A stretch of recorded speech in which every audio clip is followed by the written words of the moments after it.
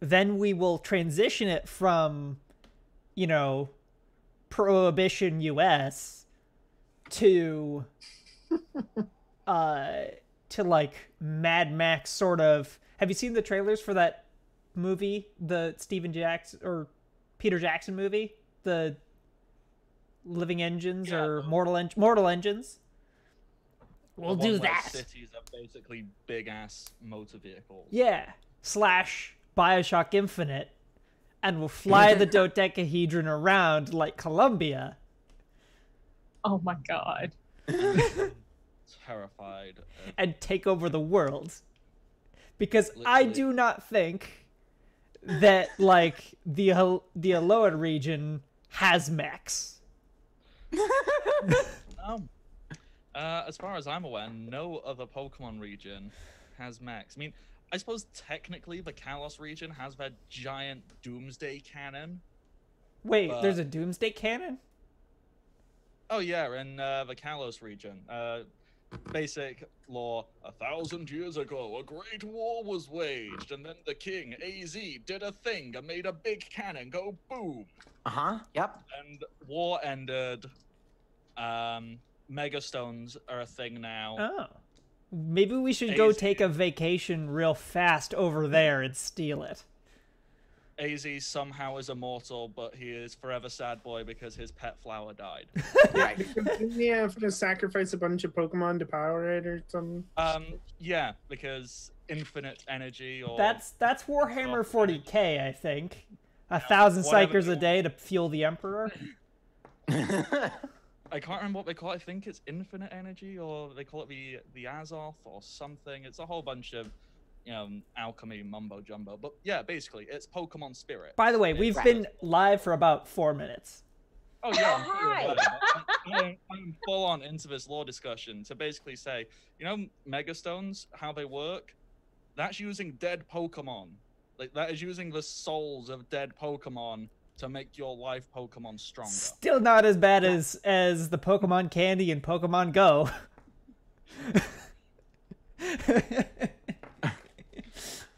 That sounds like a Team Crossbones idea right there, though. Yes. Actually, with the research that Maya's doing, we might be able to do that. Grind them up for candy, it's fine. Oh, Clem, you know, that is, you know, we'll do the introductions and then yeah, figure some game mechanic stuff out because you were not here. Hello, everybody, and welcome to the party. Tonight we are apparently discussing everything that is kind of terrifying in the world of Pokemon and ways to make it worse. The world of Pokemon, if you think about it too much and apply real world stuff to it.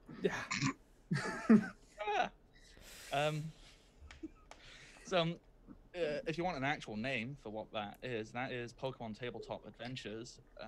You too can ruin all of your childhood memories of Pokemon by playing a Jigglypuff. See, I would argue, even if we started out as the good guys in this campaign, we would end up as bad guys.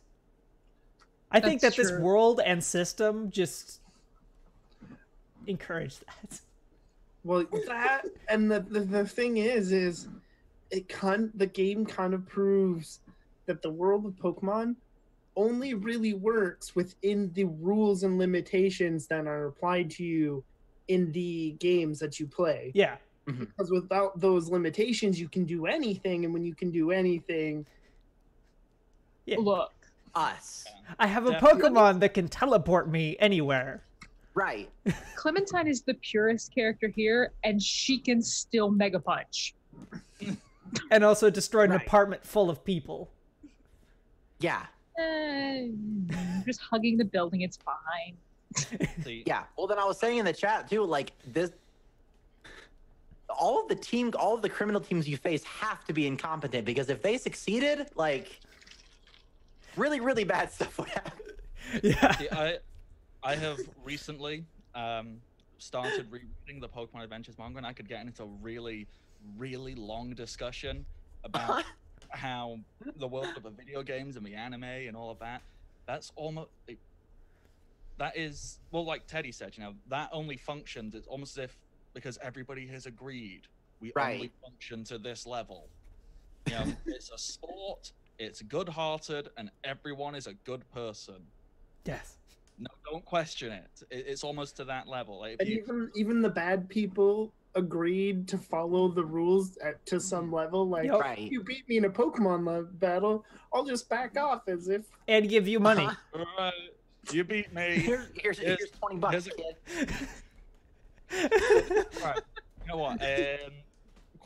Probably like the perfect example, and I know I haven't introduced anything yet, but just hey, here's an advertisement. Go read the Pokemon Adventures manga. You want to know why?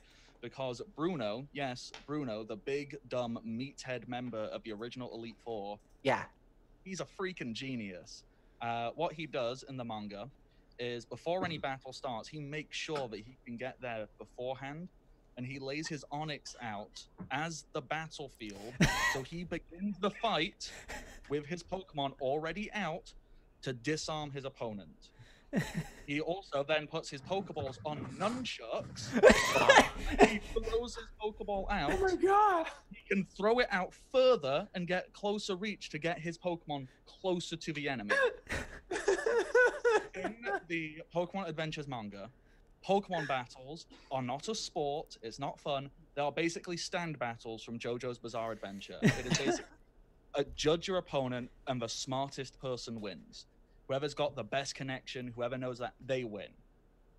It's not about, oh, well, I throw out the right type, and no, there's actual depth and intellect. Yes, it's actually a really dumb manga for children, basically. Well, shonen, teenagers. Right. But there are so many weird extra layers to it. So go read that, and then convince some of your friends to play Pokemon Tabletop Adventures and just ruin everything. Like, ruin the entire world. Just battle 1, you walk up, it goes... I put my Pokeballs in my gun. Don't tempt me. No. So, with that very long, rambling, non-introduction, hello, I am the Bardic Knock. I am your game master this evening. That title is a lie because I'm clearly not the master of anything in this. I am the person who makes the numbers happen, but that's not a particularly impressive sounding title, but that's what it is. You can find me on various places on the internet, such as Twitter, Twitch, Patreon, and YouTube. They're all ads of the Bardic Knock. That is me. I'm going to be trying to make things... Well, I'm going to be providing things for everybody else to just go, nah. I would suggest game administrator. I like that. Sounds very bureaucratic. It's a lot of numbers, and quite frankly, none of the paperwork actually matters. You're an accountant for a really failing company because eventually all of the numbers will reach 0. I'm an accountant in a world where the value of $1 has already been set to 0. Just moving numbers, and they all mean nothing. All right, players, you introduce yourself, then I'll do all the spiel about our amazing sponsors and all that good stuff. Teddy, who are you? Hi, yeah, I'm Nerdy Teddy. You can find me on Twitter at Nerdy Teddy, and tonight I am playing Ever Kismet. Wonderful. And Michi, we've got you back. How are you doing? Who are you playing? Hi, I'm Michi. I am playing Clementine, who apparently got kidnapped at some point. Kidnapped. Coerced to hang out in a room with Pokemon friends. She's not very perceptive. That's fine. Fair. Yeah.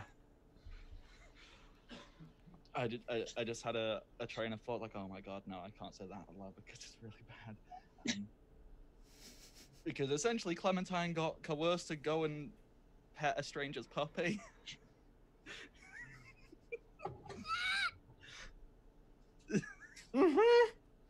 With no ulterior motive, there's just puppies. Nothing bad happened. But actually, literally, yeah, you're just hanging out with some puppies. Which is good, because if anything bad happened, that other person would have a broken neck. Right. Thankfully, Clementine can handle herself, as She really can. we don't verge on those dark subjects because, first of all, that's just not appropriate. And also, it's bad. Hey, Lily, who are you? Hi. I'm Lily. You can find me at all the places: Lilypad Nebula, Twitch, Twitter, YouTube, Patreon, YouTube. No, not YouTube. Other places. I am playing Maya Waltz, aka Venom, the smart crime hacker gal, who really, really wants to beat other techie person at his own game. So we'll figure out a way to do that today. And yeah, I'm excited. All kinds of excitement going on. And finally, Shogun, who are you this evening? Hi, I'm playing as Amelia Brissa, the leader of Team Crossbones, and soon to be the ruler of the criminal empire of this entire... Well, no, I think I already am the criminal overlord of this entire island. So I've just got to weed out some small bits of resistance, and then... Yeah. Like this criminal here. Yes. He keeps telling us we're the criminals, but he's the one with the warrant out with him. See, he's lucky that I'm impatient. Because if I were patient, what I would do is find a Pokemon that's particularly strong. We have some of those, right? We have a Bouffalant that could do the job really well. What we do is just order from Vlad a crate of hand grenades, go outside of the EMP area, and just fling them at his building. But we would have to wait for those hand grenades to arrive, so instead we're just going to go in and kill him. Right. Thank God you're impatient. Alrighty, that's all the players introduced. I said my name. Hey, Welcome to Party is a fantastic, all-inclusive community, mainly focused around tabletop gaming, but not entirely. So if you're interested in making cool friends with awesome people, check out the Discord link below. Also, Welcome to Party has some amazing sponsors, and they have allowed us to keep doing things. They've provided us with things like money and stuff. Money is a very useful thing to have. And those wonderful sponsors are Tabletop Loot, who make dice and things. They're very, very good and very affordable, and apparently you need more of them. So there is Devon Rue, the Mistress of Maps. Go check her out at rueinc.com. She also has a Patreon. She's provided us with tons of free artwork and promotion stuff, words. She said we existed and supported that. She good person. Good friendo. Go give her money. And then we also have So Nerdware. So Nerdware, a delightful company run by an even more delightful human being, and they have made it possible for us to have our merch, things like hoodies and t-shirts, and I want to keep saying mugs, but I don't know if we actually have any mugs. Yeah, there's mugs. There's thermoses too. Thermoses are just fancy mugs. Yes, there are mugs though. And there's Crusade-a-thons. So thank you so much to So Nerdware, and you can learn about our merch by doing !merch in the chat.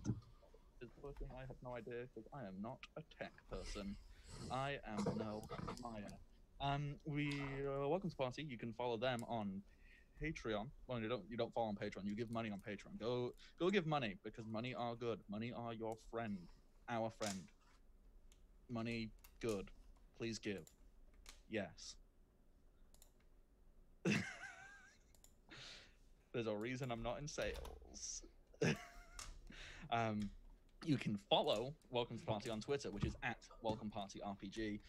We've got a wonderful social media team. They post memes, mostly memes. Who doesn't like them? So go check out that. You can also follow and subscribe here on Twitch. If you're not watching this on Twitch, then you're probably watching this on YouTube, which I'll talk about in a moment. But the Twitch is twitch.tv/WelcomePartyRPG. Following is free. You don't have to pay money for that, but you'll get little emails and notifications going, hey, we're on, come watch us. So do that. And if you have the money, you can subscribe. And subscribing is awesome because it gives us money, which are good because money off. Rewind and you'll learn why money are good. I already said so. But you get rewards. Yeah, you're not just throwing money out into the air for nothing. You get something in return. It's like you are purchasing a service or goods of sorts, as people supposedly do with them money. And what you get is you get various emotes, super cool, happy, fun emotes, which people like. So get them. And you also, every month you stay subscribed, get to give an advantage, or if I'm the GM, I take a crit because it's funnier, to any player or game master on the channel, because we've got lots of stuff going on the channel, and you can subscribe every month, even if you only want to watch one game. You can subscribe every month, and every month you go, you're my favorite player, do better, do a good. And you can do that. You can support people by being supportive. We also have a YouTube, which recently hit 300 subscribers, and we would always happy to have more. And that is youtube.com/welcome-to-the-party. I did all the things. Oh, hold on. We also have a podcast now. Podcasts! I know nothing about the podcast. Who does? Okay. I do. So we have a podcast now. We're putting up various shows. Some of the content from that you can get videos from are also in podcast form. There's more content coming, original content, and some of our shows. The Steel Blossom Moon. Yeah. And the Rifts campaign are also going up on there. There's some original stuff podcast only. If you're on the Patreon, you get early access to podcasts.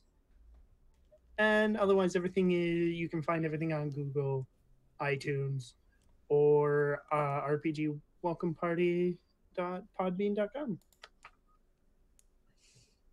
Podcast places. Now all the things have been done, and not entirely by myself. Awesome. That 18 is how many is my distance in meters that I get to teleport into the building.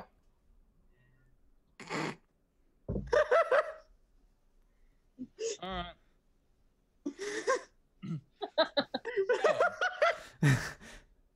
Who wants a quick recap? I need a recap. Last time on whatever the heck this is, Team Crossbones did things. Stuff happened, and now we're here. Brilliant. All true. We convinced a person who thought that they were the good guy that they are the bad guy, and they have admitted it on record. Yep. Okay, I'm trying to actually remember. Ranger, leader, commander, captain, never really gave them a proper title, but Teddy, not the player Teddy, the character Teddy, based on the player Teddy, got beaten up by Eva. This is It's more or less confusing. Clementine going on a date with Michi. I'm trying to make it as confusing as possible. You know, so far the only person who's not made it confusing when we've had to interact with themselves has been Shogun, who's just like, I beat myself up. Done. Actually, no. I sent my Jigglypuff to beat me up. Then we mind wiped, or at least rewrote Nerdy. And sent them to go help Jim, which they didn't do. I don't think, or at least like we beat them here. I don't know what happened. Jim was here as well. Jim is currently also held. Oh yeah, Jim's held captive. Yeah. Which we're not too worried about. I'm sure he'll be fine. Yeah, he's fine. So, okay, let's see if I can actually try and relay this information accurately. When you did arrive at Palad, Indiana, obviously you left your mechs outside because you didn't want to make a scene. You walked in, the place was quiet, like ridiculously quiet. You had a look around, you went to go check out your ice cream pizza parlor, to find that nothing was working. All the electrics had gone haywire. Madam Gandalf, thank you for following. Woo! Thank you. You then, well, basically you learned that there's something stopping all electronics working, including Pokeballs. So the only Pokemon that you have access to currently is the Pokemon you have out currently with you. And then we met Victor. That's not his name. Victor, right. No. Pretty sure. I'm pretty sure it's Victor. Yeah, like, fine.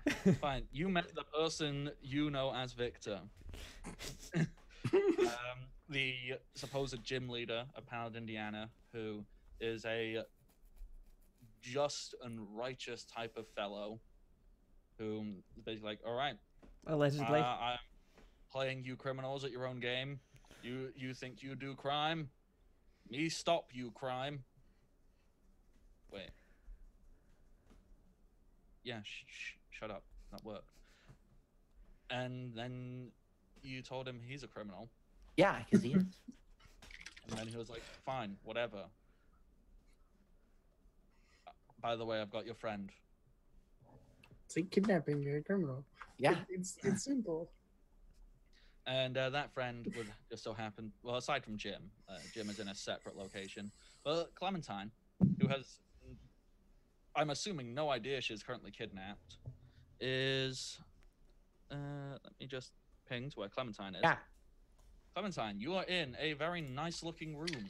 It has soft furnishings and niceness. There is candy. Just unlimited supplies of candy. And there are cute Pokemons. Is there a Pokemon that you would have had out with you? Do you have like your business partner Pokemon?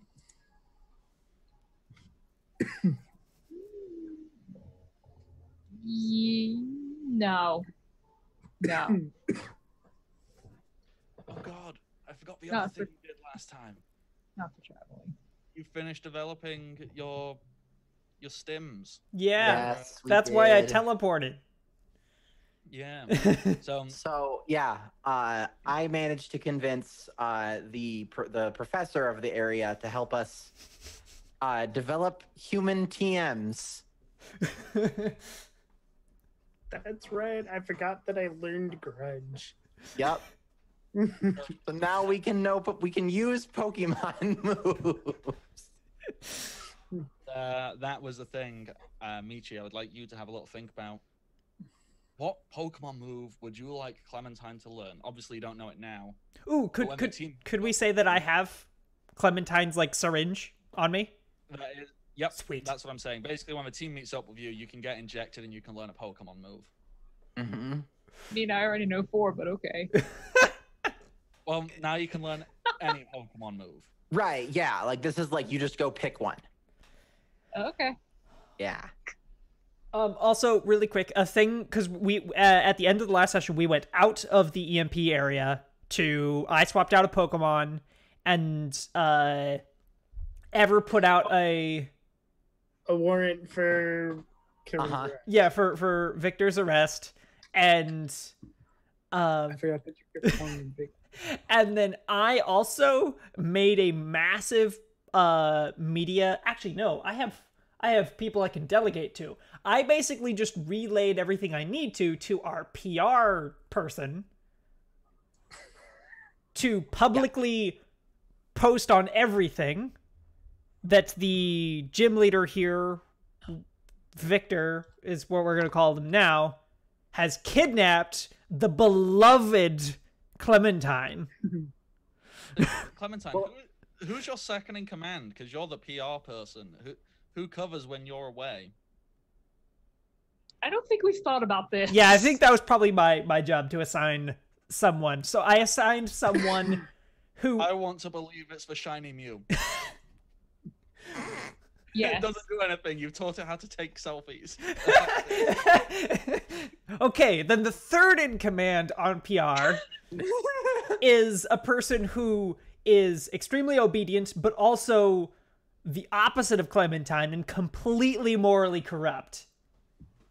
And knows how to sort of take what Clementine says and recontextualize it into a corrupting influence. Right. Ted. What? Is it Ted? That one random NPC? Yes! The person who almost got a degree in, like, moral philosophy. I don't know. Yes, yes, it is that person. And I tell them to get started on that. And then I teleport. I walk up to the entrance of the building and teleport 18 meters, like, diagonally, like, up-ish into the building. Okay, geesh. That's jumping straight on into it. Mm-hmm. Okay, how are you getting towards the building, just out of curiosity? Just straight along this path at the bottom of the screen? Hang on. Yes, I would have just walked down the path up to, like, nearish the doorway. Okay. You do that. I need to figure out where the heck 18 meters up would get you.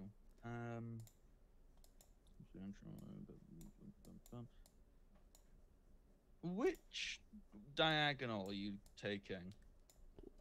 So straight forward, diagonal, like, up-ish. So, like,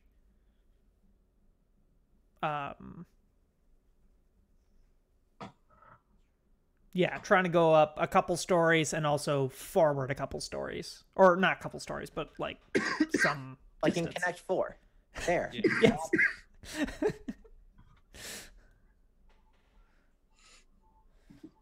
You Do they not have Connect 4 in England? We do. Okay. I'm just... Does Smoochie come with you, or is it just a you on your own time? If I can bring Smoochie, I absolutely do. Yeah. Sweet. I'm in a room with soft furnishing and candy and cute and Clementine. What's up? Oh, hi. Hey, could you, I think the door's locked. Could you let me out? I need to go to the bathroom. I didn't notice the door was locked. The door shouldn't be locked. Why is the door locked? I don't know. Well, I mean, I really need to go, so could you see about opening it? Sometimes gonna go try the door. Okay. The only doorway you can make out in this room is at the top of a flight of stairs. As you try and cross over to it, this little Electabuzz here kind of walks over in front of you and like tries to like act like it's trying to play with you and doing a dance. Going,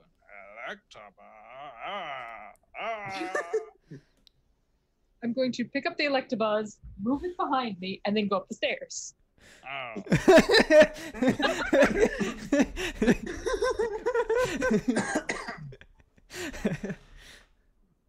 Hey. Before I click on, Eva and Maya, what are you doing? Are we just? So is the door to the tower locked, or is it like? No, it's wide open. Oh, okay. I'm just go inside. Yeah, I'll just go inside. Okay, so let me reveal that room for you two. Boop. And nope, still on reveal. I am bad with computers. Okay. Great. Party. This is always so much fun for GM. I'm sorry. Inside the tower is the electronics still not working? As far as you can tell, no electronics seems to be working properly. Description of this: you walk in, it's a basic, what you would expect a radio tower type thing to look and be like. Oh look, it's a reception desk, but there's no one here, and the computer screen is showing static. Okay. So stuff plugged in still has power. It's just not like connecting to anything. Yes. Got it.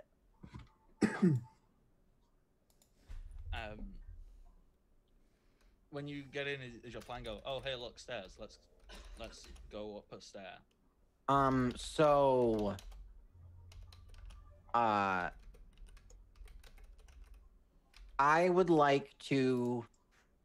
Yeah. So the at the top is where like the actual like satellite radio tower antenna thing is, right? One would logically assume, yes. Right. So yeah, I'm just gonna keep going up to try to get to that. Okay. As you try and approach stairs, and in fact, this goes for both people, both sets of teams going up to stairs. Okay, I'll just copy the token. There can be more than one of it. You are stopped by this thing. What is that? What is that? What is that? It's strange, is what it is. If I pop it there so you can make it out. It looks like a hologram with a hood on. Yeah. It seems to be a ghostly type image of some hooded figure. Paizo, punch it.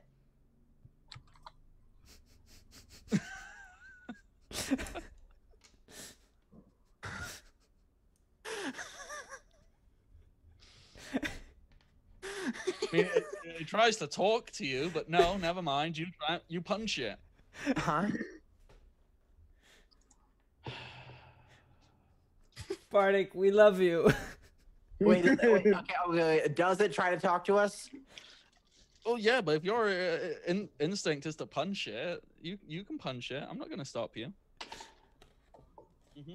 Was it? How did it appear? Was it in a threatening way? It's a spooky person that seems to be a ghost / hologram wearing a hood. Like I don't think that can be non-threatening. I do appreciate their aesthetic. Yeah. Okay, I'll let them talk. Okay, you're not punching it right away. Cool. Thankfully, it's the same message to both of you. It's almost as if it's the same image appearing simultaneously in multiple Interesting. locations. Either of you know this, and this is not because I don't want to have two different conversations. And it just kind of goes, hey. No. No what? No what? Stop it. Stop what? I need to go to the bathroom. The crime. No crime. Team Crossbones. Bad. Bad crime people. No. I'm gonna poke the hologram thing. You're gonna poke it? I'm gonna poke it. You touching it? Yeah. You are actively making contact with the sparky thingy. Look, Clementine is not very perceptive. Well,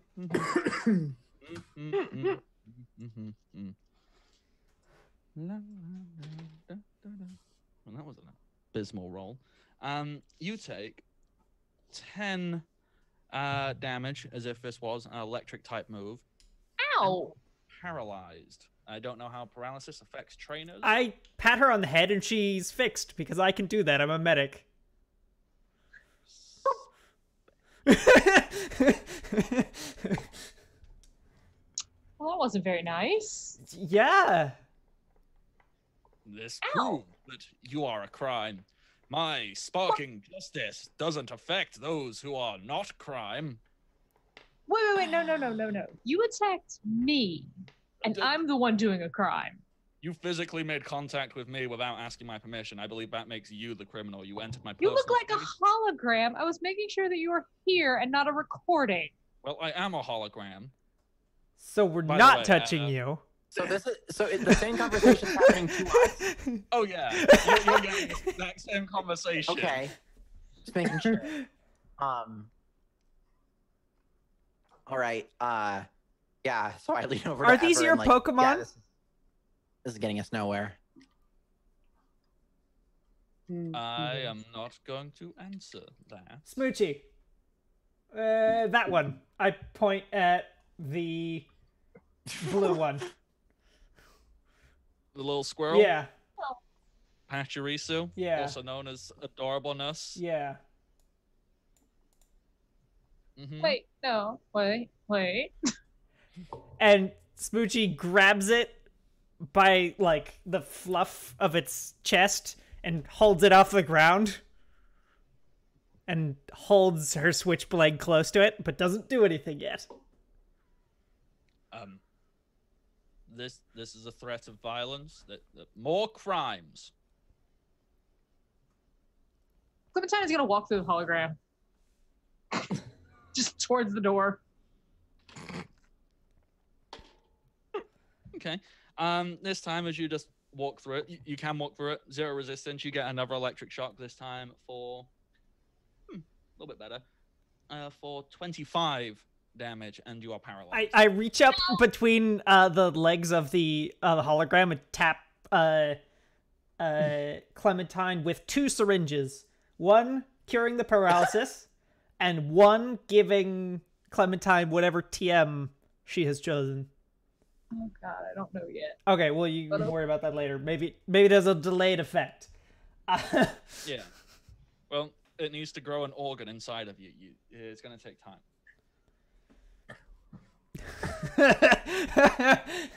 That's fine. Yep, that's how TMs work.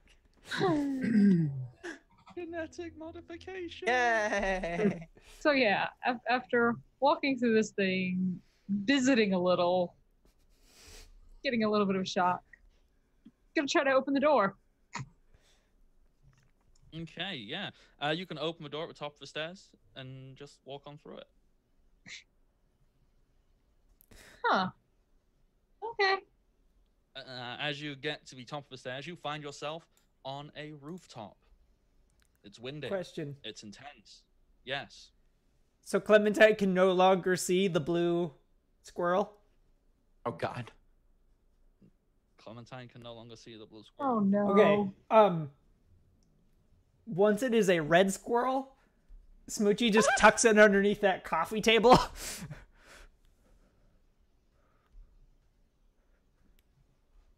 Okay. And then walks up over to this one. And, like, points her angry fist at the hologram. The hologram is just going, you're just murdering innocent creatures. These aren't even... Then move. These are not even my personal Pokemon. These are just cute things I got in to distract your friend. So wait, you kidnapped them too? Well, no, they're my friends. Like, I just don't own them. They're not in... Or care about them, apparently. You're a monster. in our section, can I try to find where the hologram is projecting from? Yes, you can. Do you want to roll some kind of check for that to have a look around? Can I make a smart check?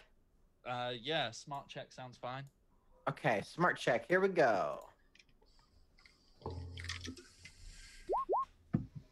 Wait, what? Wait, what? I don't think that's possible. Yeah, I can't get a 4. It's because there's an extra plus marked down on your thingy somewhere. So it hasn't taken into account the +5. Like that says 1d20 +5 plus. It's confused. So why do that? So you should get a total of 9. Yeah. Which is not fantastic. Yeah. So, I don't know. You're probably too distracted, I would assume, looking at the Sparky Spark Man. Like, this is really cool. How do? I want to do Sparky Spark Man. Like, I'm assuming that's how Maya's brain works. Yeah, I could be completely wrong. So I will teleport to follow Clementine.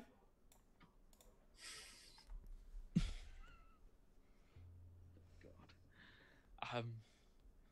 Is teleport once per battle? Yes. All right. I'm not in a battle. Yep. Mm-hmm.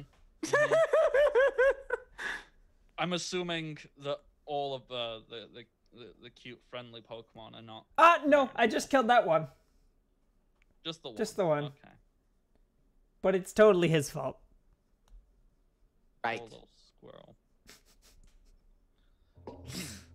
All right. On the rooftop, when you follow up Amelia, you see a man in what appears to be like very dramatic, over the top, very cliched knight armor. He looks very big and imposing and full of himself, like ha ha ha ha. I'm big, smart. Well, yes, he is a smart actually. I am a big, smart, strong, brave person in charge here. I mean, he doesn't say those words, but I'm assuming that's the sarcastic voice you give him in your mind when you look at him and go, "Hello, Victor." And now I'm going to grab Smoochie and then take Clementine by the hand and try to teleport Clementine and myself down into the lobby where the other two are. If I can take another person with me. I don't know if I can. For dramatic effect, right now we will say yes. Wonderful. I mean, logically, you should be able to, because you can use teleport to move back. So at least when a Pokemon does it, it can move a person. Yeah. Theoretically, that person's also carrying a bunch of other Pokemon. So sweet. So yeah, I'll teleport Clementine down to the lobby with the other two. Wait a minute. If you can teleport now, why did you need me to open the door to go to the... Okay. Well, it's not super precise. Okay. Hi, you two. Wall. That's fine. Hi. Hi. How good you're here. So, Clementine, just for the hearing later, what would you say of that man? Like, if you were asked to give a commentary on his character. He was rude. Yeah. No, I'm not rude. You shocked me. I didn't do anything to you. Did you ask my permission before touching me? You looked like a hologram. I was trying to see if I was talking to a real person or a recording. Look. You saying holograms aren't real people? I'm right here. You're not a hologram. You're a person projecting a hologram. I mean, shh. I have a feature that I found that I would like to use. That's good. This one always gives me trepidation. Huh? Okay, so it's called random knowledge. Oh, shit. So I roll and add my int and whiz modifiers. If you roll higher than 13, you know about the thing you targeted. Uh-huh. That is the text. Uh-huh. Okay, here comes an int and whiz roll. 22. That 22 is more than 13. It is. Numbers. Thank you, administrator. You know what? I'm changing the title. I might actually change it to GA on the overlay game. It's funny too because the Team Rocket people are called administrators. Okay. So know about Sparky yeah, Spark? the book says I know about the thing. Okay. Well, this actually ties in because last session you were talking about having like super cool, dope Iron Man like holograms in which you did presentations. Yeah. So it's almost as if you've studied this and Yes. universally interesting concept. Haha. in the sciences. So yeah. Hologram. The fact it seems to be giving off an electronic charge. I mean, you don't know that, but Clementine's like, it hurt when I touched you. Mm-hmm.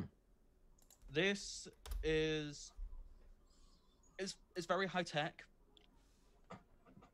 Slightly too high tech. One would easily put forward the argument that there's more than just technology into this. There is technology and something which, let's face it, you think is just a type of technology or a type of science you probably haven't just figured out yet, but magic, maybe?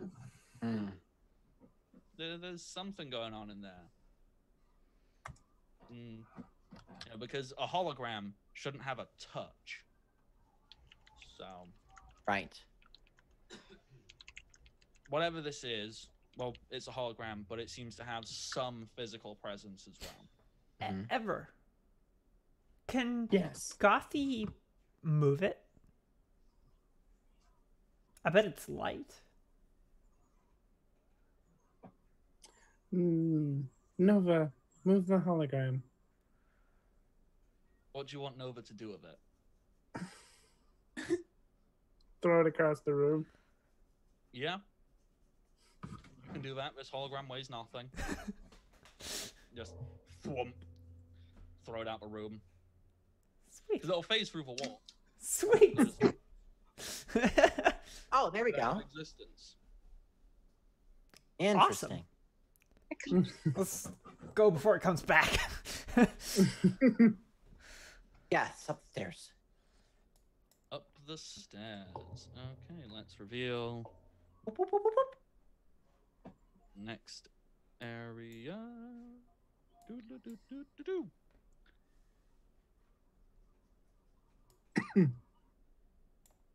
Whoops. Apparently I have control over.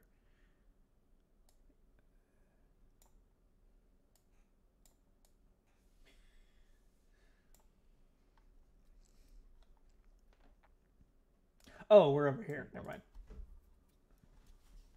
Yeah, the stairs that have come from below. Is this an office? It appears to be.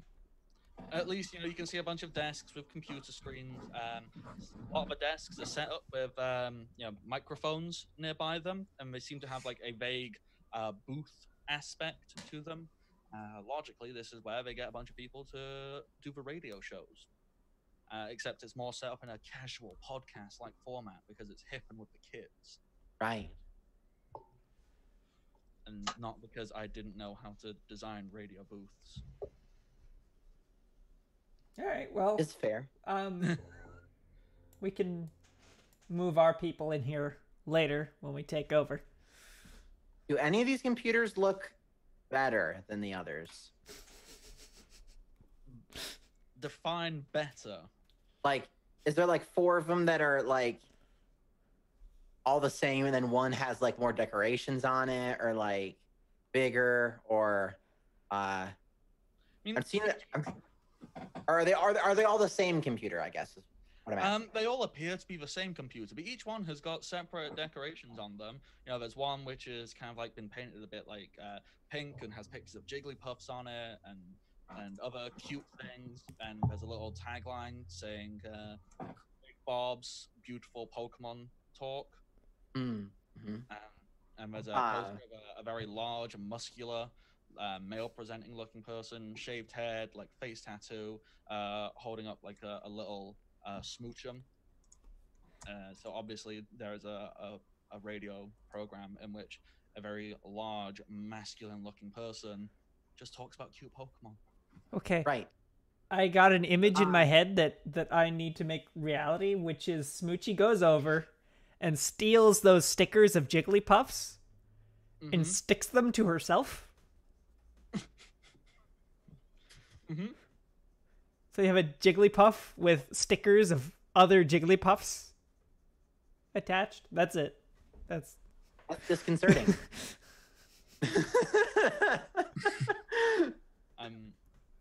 I wish you keep going.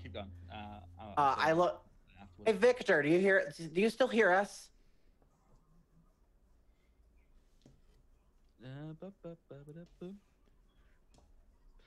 Emerging out of one of the computers, the same spooky ghost hologram thing just pops into existence. Goes, my name's really not Victor. Well, then what is your name? By Sonic, Kevin. By Sonic Kevin? It's either or. It's not both of them. Yeah, whatever you're more comfortable using. I mean, hey, stop it, crime person. Look, we're building a criminal. We're building a criminal profile of you. Okay. We gotta have all your aliases. Exactly. Wait, doesn't seem like okay. Okay. Are any of these yours?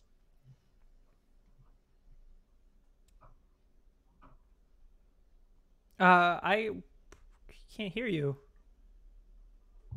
Oh, you can't hear me? No, there you are. There we go. There we go. Yay. I'm the owner of all of this, so technically, all of them are mine. Hey, wait, why are they all turned off? This. Are you sure you're a part of this group?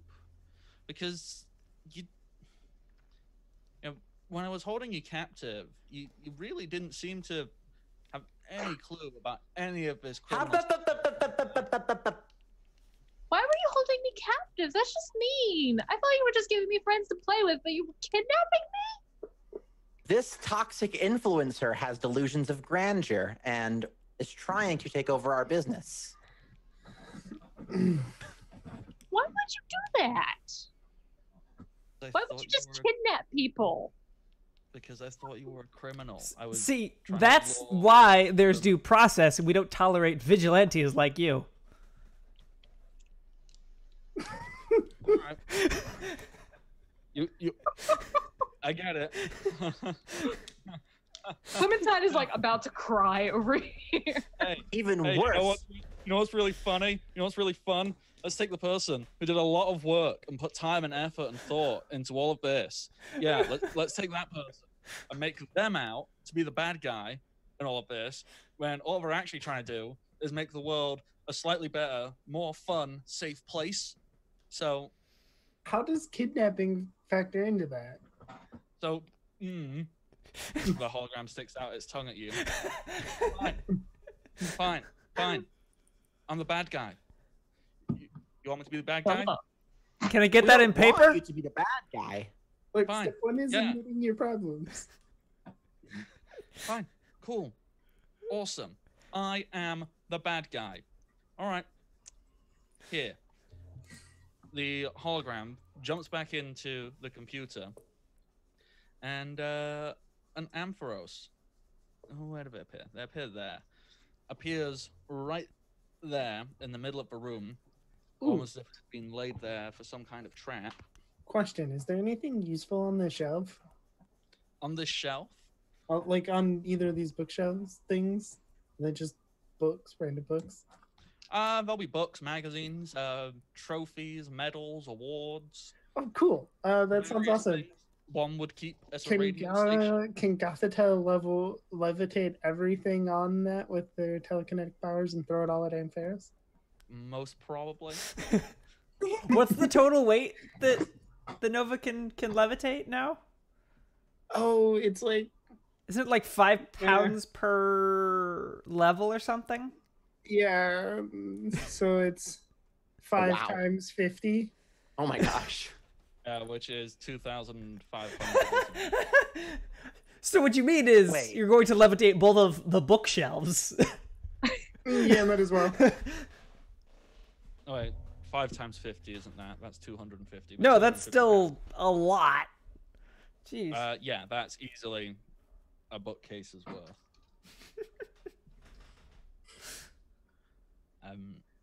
Excellent. How much damage does a bookcase do? No way. I think it's 69 D20s.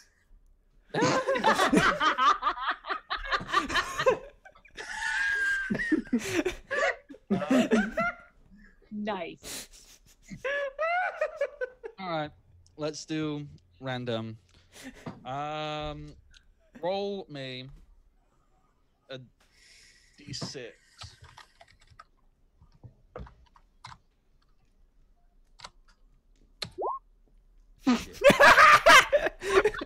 Now, roll me 6d6 plus your special attack mod.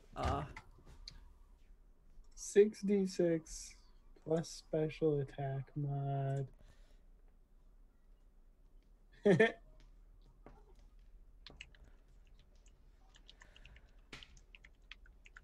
Is the mod the total, or do you just want yeah. to... The total. Okay. Been playing too much D&D. That's all right. 6d6 plus that. Right, 46 damage from a bookcase. That sounds fair. That sounds good. I mean, in this game, that's not overpowered, actually. No, but it's not that bad. It's not 69 D20. Okay. However, the rest of you, Yeah. what happens is the Ampharos appears. It gets a bookcase chucked at it, as you do. That's just a thing that happens. You just got to deal with it. Okay. That's going to hit everyone. So I need a 1, I need 2, I need a 3. I need my notes. Notes. Bum, bum, bum, ba, dum, bum. Vamping while I look up notes on my phone. I hope. Bum, bum, bum, ba, dum, bum. I hope this encounter is not based around paralysis. The thing that I can cure instantaneously.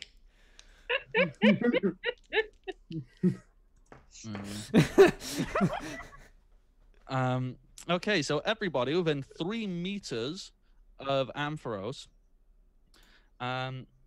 you all get hit, and you are all going to take, doing maths, 5 plus 6, 11, plus 3, 14, plus 12, 26, plus 22, 48 damage from discharge, and I rolled an 18 on that. So yes, everybody who gets hit by that is also paralyzed.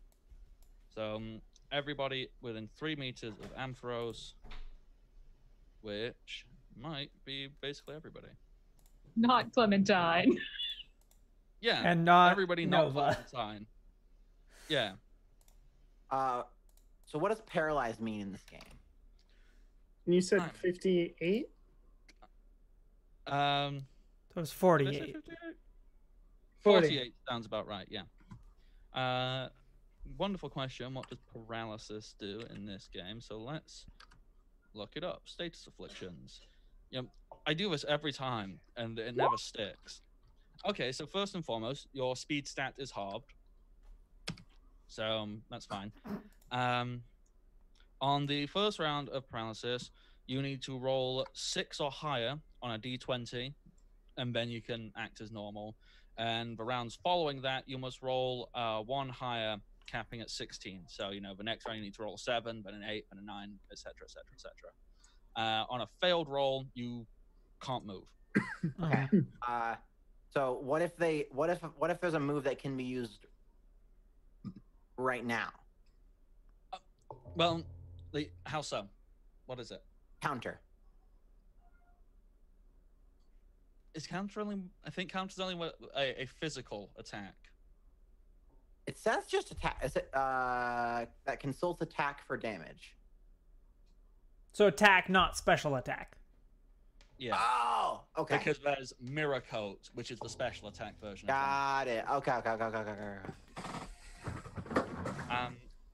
Yeah, but if it had have been that, then yeah, that would have been really awesome.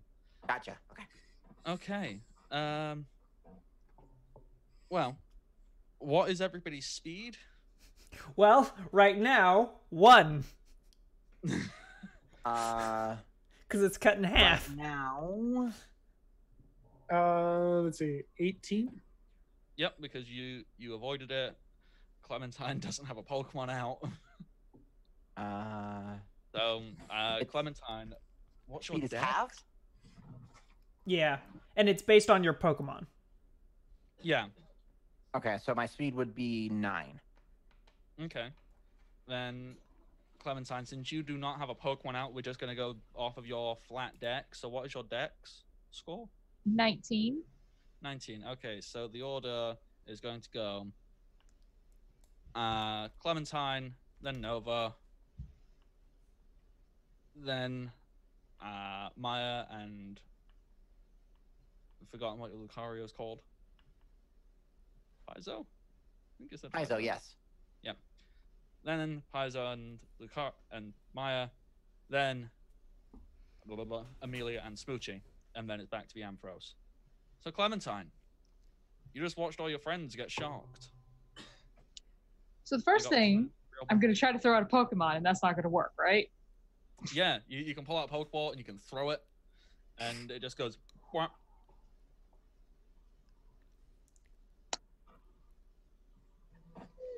Okay. So now Clementine is very mad. So she's going to storm over to this Ampharos. I don't like this. Have Run Baby Run, which adds half of my strength to my overland surface or underwater capability. Mm-hmm. So I'm pretty sure I can get over there because the strength is 19. Yeah. Easily. And oh god, what do I want to do? That's the next question. How do I want to fuck this up in particular?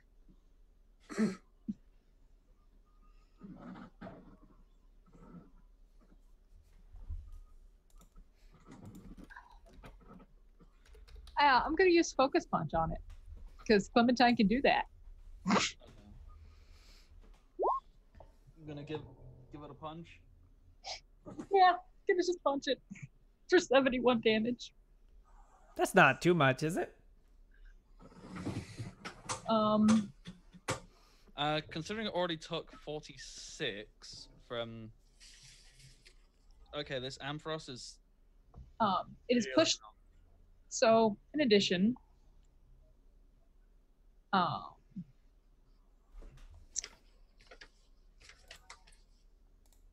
I have to wait until next turn. So I have to declare the use of it. Mm-hmm. And then if you're not hit by damage, you move until your next turn. You make its Focus Punch's damage and effects. Yeah, that's how it works. You start the move and then it happens at. Yeah, okay. Okay. So wait, I wouldn't move this turn. Yeah, if you want to. It's okay. I just realized because you reminded me with Focus Punch that some moves can push. And I realized that Mega Kick pushes, and I'm gonna send that Pokemon out that window. Okay, so next up is it's still alive. Eva and Nova as Clementine is getting her focus. You know, she's going zen. She's like, I'm gonna punch you real good. And she's just kind of like, okay.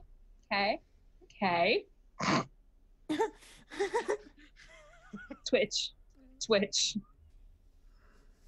Okay, I'm going to use flatter.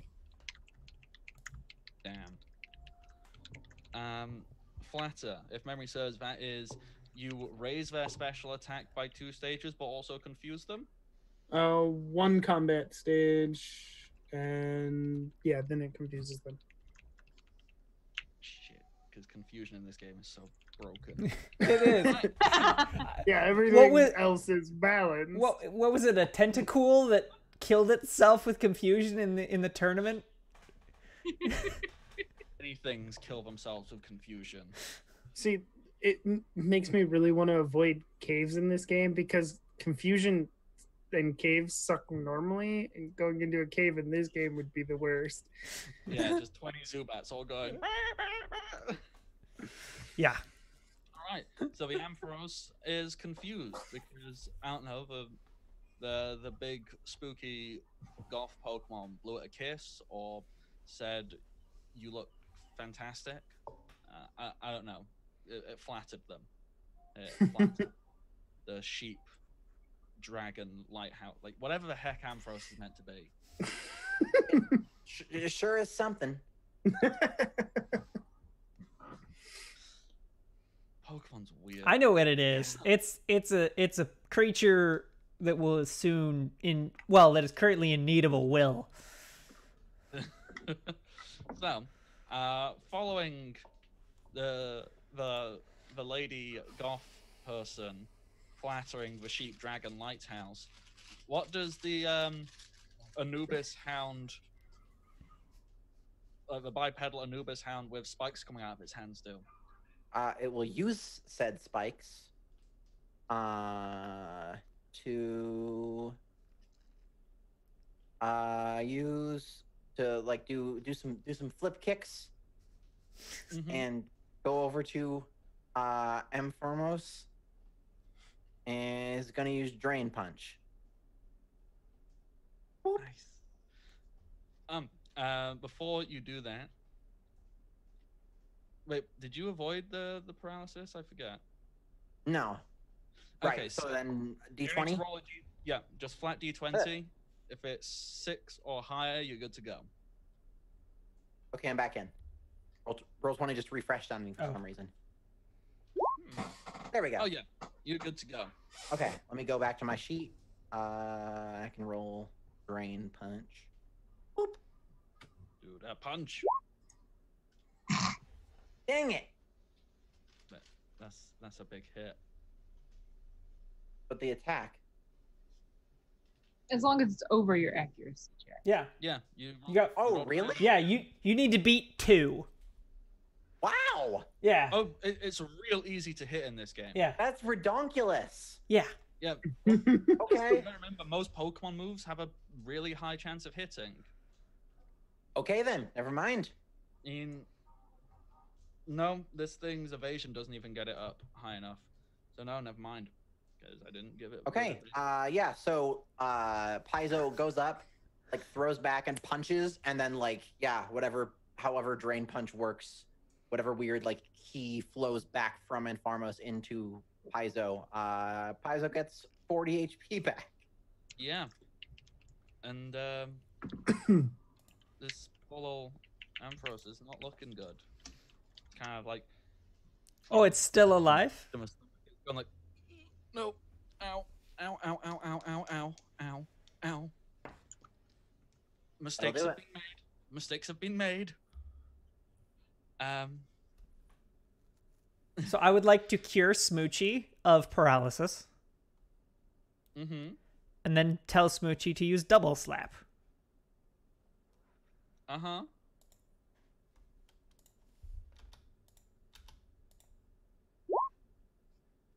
Oh, come on. You missed. Oh, no. Oh no. We don't have anybody here to make those rerolls happen. Let me see if I can use aid, actually. I have an ability that can kind of fix that.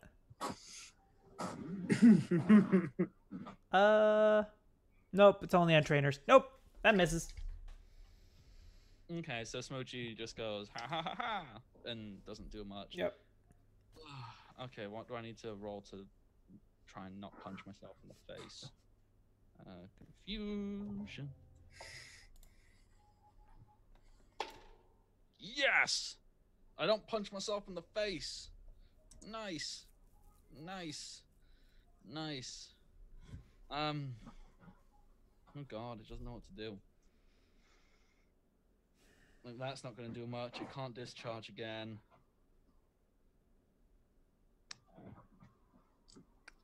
That won't work. This thing knows it's done. You have 6 seconds to live before Clementine books it across. So, what it's going to do is it's going to,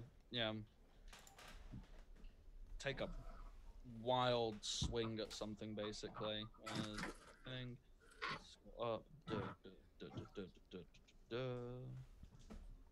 There we go. All right. Oh. Wow.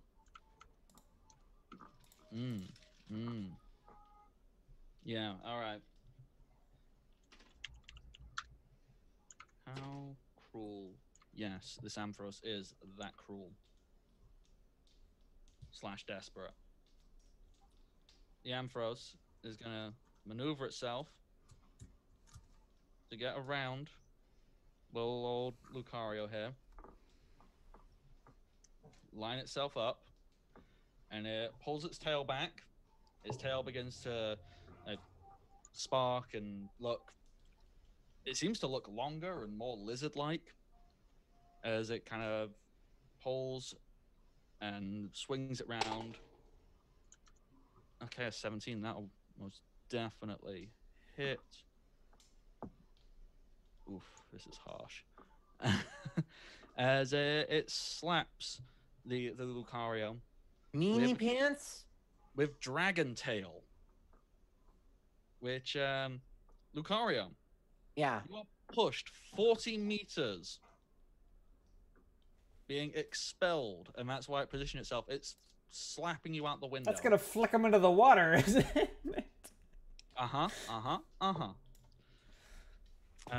So the damage, it's not that fantastic. It's 2d10 plus 8. So, 16 plus 8 is 24, plus its attack, which is 18. 24 plus 18 is 42. I think so. 42 damage from being slapped. It's a dragon type move. I don't know if you have resistance to that. It's fighting steel. I think steel might, because they've made steel super duper defensive. Where's my chart? Type chart. Ooh. Yeah, half damage to steel. Okay. Okay, so you only take 21 damage. 21, got it. You are slapped out a window. Izo, no! That's 40 meters from the window. That's the back. Oh. Can I, as a reaction... Yeah. Sorry. Yeah. Can I teleport out of the window and catch Paizo? I mean, you can probably teleport. You know what? Yeah, I'll allow that, but then you're both going to be out the window falling. Yeah. I would imagine all I do is, well, you know what? No, I wouldn't do that. Never mind. Because, just to show you how far 40 meters is in this game, I just ping you all to this tower and start scrolling up. From the tower, it's 20 meters to the edge of the map. Yeah. Oh my god, what? I mean, okay, this map isn't, like, to perfect scale, I wouldn't think. because that's I was ludicrous. gonna say that's a tiny ship then. That's Oh yeah, the ship. It's 6 meters long. So You can lay across the entire length of the ship. It's actually just a replica of a cruise ship, not a... it's just a real fancy water drone. It's just a real. Yeah, it's just a remote control ship. Okay, Great. so feasibly, I'm gonna say. So yeah, Paizo just goes flying out into the water in the back. Yeah. Okay. Yeah. I don't know if fall damage is a thing in this. But Shouldn't be too bad Oh, landing no. in the water, but Uh, they're gone no, for a bit. yeah. I would think that Paizo has a decent intelligence and other stats, so I would think they would be smart enough to go and make dive and not just go slap. Yeah, because I was about to say, if you don't think hitting the water would hurt, you never belly flopped. Oh no, yes it does. Oh yeah, it does, but I mean, we're talking about a Pokemon who I think can cut a steel beam in half with his hand, so Right, yeah, so I assume Paizo can at least get into the water and not just die from impact. The same Pokemon can also take damage when someone blows bubbles at it. Well, listen. There's special magic bubbles. Yeah, special magic pup. they're Hamon bubbles.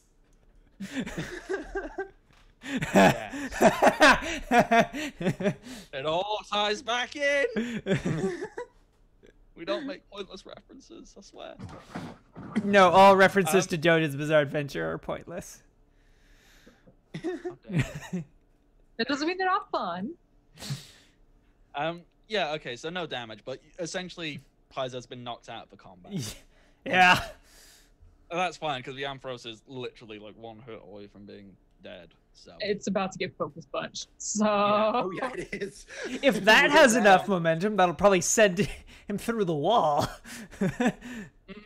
yeah, because focus punch also, pushes the target 10 meters. yeah, that's a big slap. Oh, does the wall count as blocking terrain? It's a wall block things. Okay. So, is it Clementine's turn now? It is. So yeah, Clementine is gonna go here, punch the shit out of the Ampharos directly into a wall for 71 damage plus an additional 2d12. How?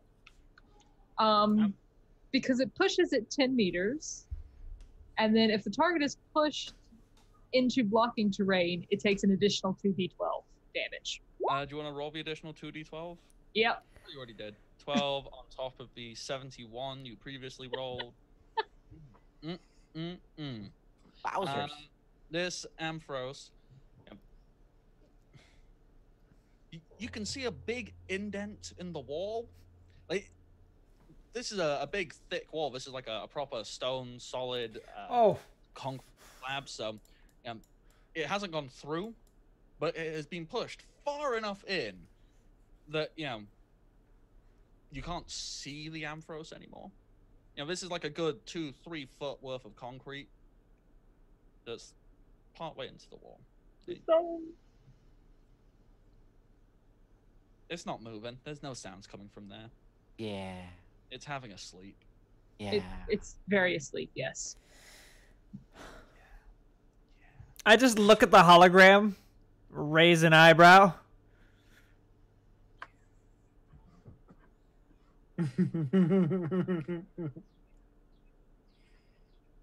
You jerk. The hologram just, it doesn't respond. It just kind of looks at you all and goes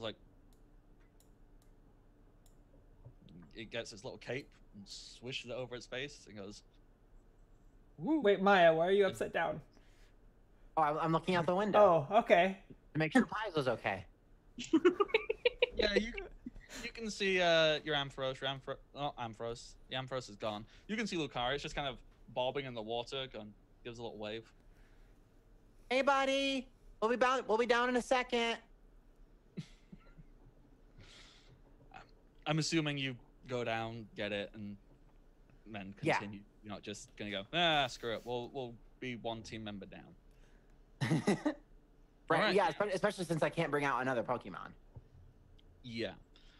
Alrighty. Yeah. Cool. Awesome. Okay, I saved all my best moves for this next part.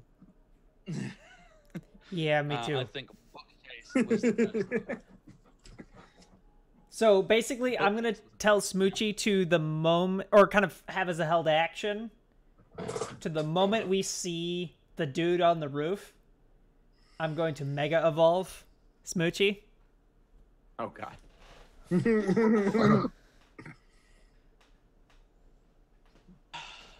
That's when they become like Samurai Smoochie, right? Yeah. Great, good, excellent. Alrighty. So you go down, you get Lucario back. Are you healing up? Yes. Doing stuff like Who's that? hurt? Right, so I heal myself. For a good chunk. That puts me up I to. believe I'm paralyzed. I fixed that because I can just do that. I'm a medic. But I don't say anything about being healed. Don't heal me. Okay, It's funner if you don't. you're fine. Lucario. Need any healing? Yep. Lucario could use a little bit. Maya could use a decent amount. Okay, I will heal Maya for 40 and Lucario for 20. Awesome, perfect. Thank you so much. Okay. And Smoochie, I will also heal up to max as well. okay. I still have my big heals. I still have an 80 heal. 80 hit point heal left over. Actually, wait. I might be mistaken. I can do it. No, I can still only do it once per day. But it's 80 points. Okay. Ready. I guess we go up the stairs. Yeah. Eat. Is that over here? Yeah. Yeah, it's this room, yes.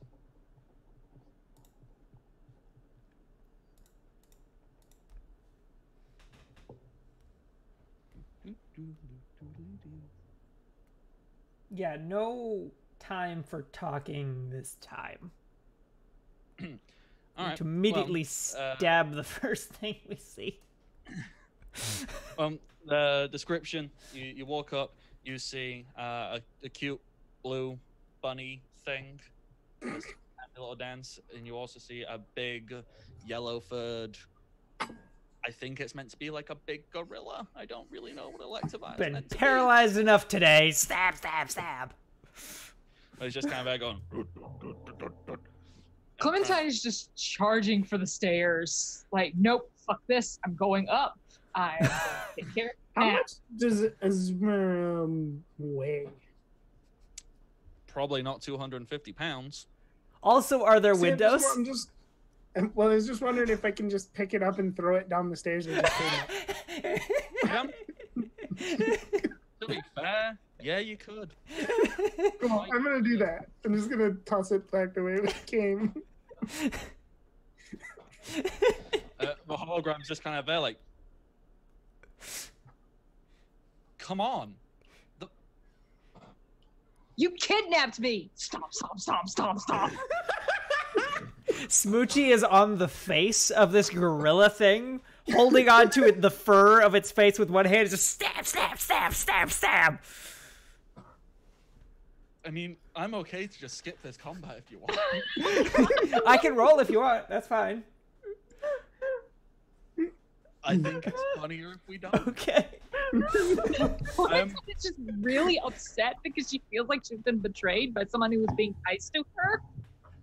I'd like to think that this guy wasn't looking at this monitor yet. When he like looks to it after we've already been in the room for like a couple seconds. Yeah. He looks at it too late. Just as he switches over, Azumarill just comes tumbling down the stairs, and then he switches over and he's like, "What the fuck?" Oh, I love it. Okay, Oh my God. so You head up the final set of stairs. You find yourselves on the roof. There's a big radio tower. It's making radio tower noises. You know, beep, beep, beep, beep, beep, beep, beep, beep, beep. That's over here on the left, where we come out. You come up here on the roof. Yeah, sweet. And once again, there is a person in fancy knight-type armor, being all fancy, and he's kind of just looking at you all, and he goes like, I think you just killed my... Did you throw my Azumarill down the stairs? You kidnapped me! Finally, we can... Now that we found you, we can actually put you to justice. Fine. You know what?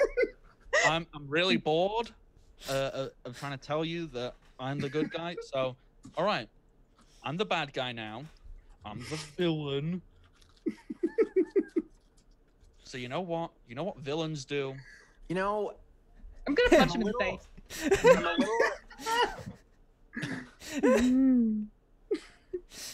You want to go punch him? Yep. Talk too long. All right. Fun time. You feel a very familiar sensation. Ow! You get shocked. Your hand passes through. This is yet another hologram. Oh, Jesus. Ow. Fuck. I can tell you damage, but I think at this point you have overcome taking damage. I think combats are now really just an excuse to do horrendous things to people. Like, basically, unless something we don't need an within, excuse. like, 150 damage, Mintai's just gonna shake it off and keep going. Yeah. So, you punch through this hologram. You get your little shock. The hologram just kind of looks at you and goes, "Do you mind if I finish?" Yes! You kidnapped me. I'm not okay with this. I didn't kidnap you. You came with your free will. You know, You came to lied about your motivations. And locked you in as well. The truth. You took advantage of my trusting nature. And she's like half crying at this point. Oh, and you also did actually kidnap Jim. Yeah. Wonder where he is. You kidnapped him. He's still in the basement holding his breath. Well, you know, I'm the villain now. So... Look, I'm really, really disappointed that you didn't stick with your ideals. Because you were really, really headstrong about it at first, but now you just abandoned them, and yeah, kind of sad. Well, you know what? If we live in a world where people like you, renowned criminals, quite frankly, I'm walking over to the radio tower as he's talking. Liars, cheaters, thieves, murderers, sure, yep, can be held up as some kind of heroes and idols and succeed. Yeah, maybe I am the villain that the world needs. Sure. To counteract this corrupt system. What are you doing? I'm gonna turn off your radios. You know what? Why don't I just do that for you? The hologram seems to pull out. I mean, it looks to be like a long sword or a broadsword or something. It has a little pokeball on top of the handle, and it flicks the handle, the pokeball up, and it's got a big red button. Obviously, this is a hologram. This isn't real. This is projecting what this person is doing. He presses the button. You hear a little. I jump off the building. The radio tower explodes. That's not what you want. Oh, that's so predictable. Jeez. Like in the middle of this explosion is just ranting about how predictable and uncool that was, and how she's been kidnapped today, and that's not cool. And why? How is it predictable? You weren't expecting it to blow up. No, but it's such a villainous thing to do. I know. She's just like, you're the villain, and you have a big red button, and of course it explodes something. Why wouldn't it explode something? So, what mean, as we already established, unless something's going to be dealing like 200-300 damage, you guys can just, well, you lot, sorry, can just like overcome stuff. So damage-wise, I'm happier to make this more, description and story-based. You can decide how much damage you think is applicable, how you overcome taking X amount of damage. And treat it more as a storytelling type thing. I can make up numbers if we want. I can. Right. Hey, quick question. So Grudge says that when I'm lowered to 0, the frequency rate of the move that did it drops to center for 1 hour. So would that mean he can't blow anything up for an hour? So if I go to 0, can you not actually, that's really, really smart, because he did say he had bombs set up all around the city. So that's flipping genius. You can stop him from destroying more stuff. So like, yeah, just weird Pokemon magic. Is that psychic or ghost that does that? It's a ghost. So is it like a poltergeist sort of thing where he just like can't get his hand to move to press the button? I like to think so. Yeah. Great, good. Obviously, the tower's exploding. As it's exploding, you're all going da, da, da, da. And out of curiosity, what did you lot do with your mechs? They're on the edge of town. Yeah, they're on the edge of town. Oh. Yeah, as it's exploding, the hologram goes, "Oh yeah, nice mechs. I'm taking them like a villain. I am a crime now." As you look. So is the EMP still going though? No, the EMP is blowing up. Okay, yeah. On the radio. Getting into mine. He doesn't need to get into it. He just picks it up. He gets into the Beware, the one which is the easiest to control because it's just pushing buttons. And if you look on the outskirts of town, you see your mechs flying away. You see a Beware carrying a bunch of other mechs. You created a new villain. Sweet. We actually created a villain. A mildly capable villain.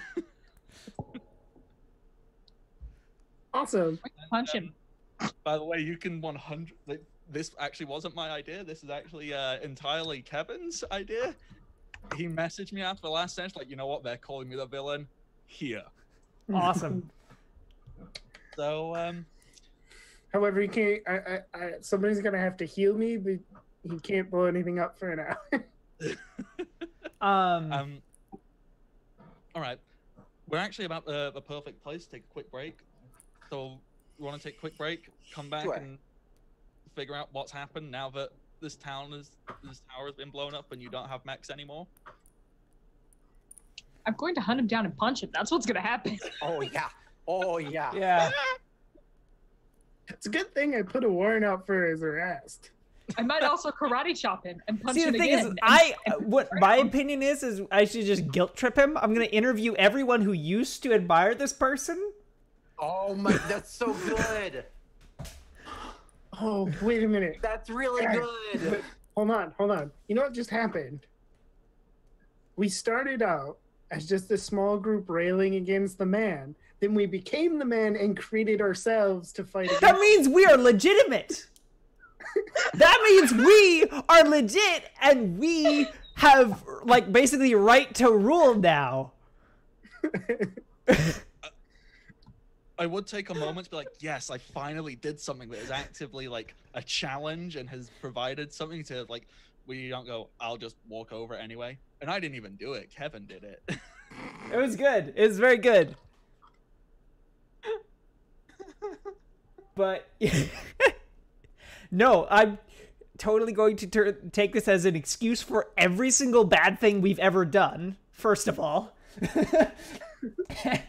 And then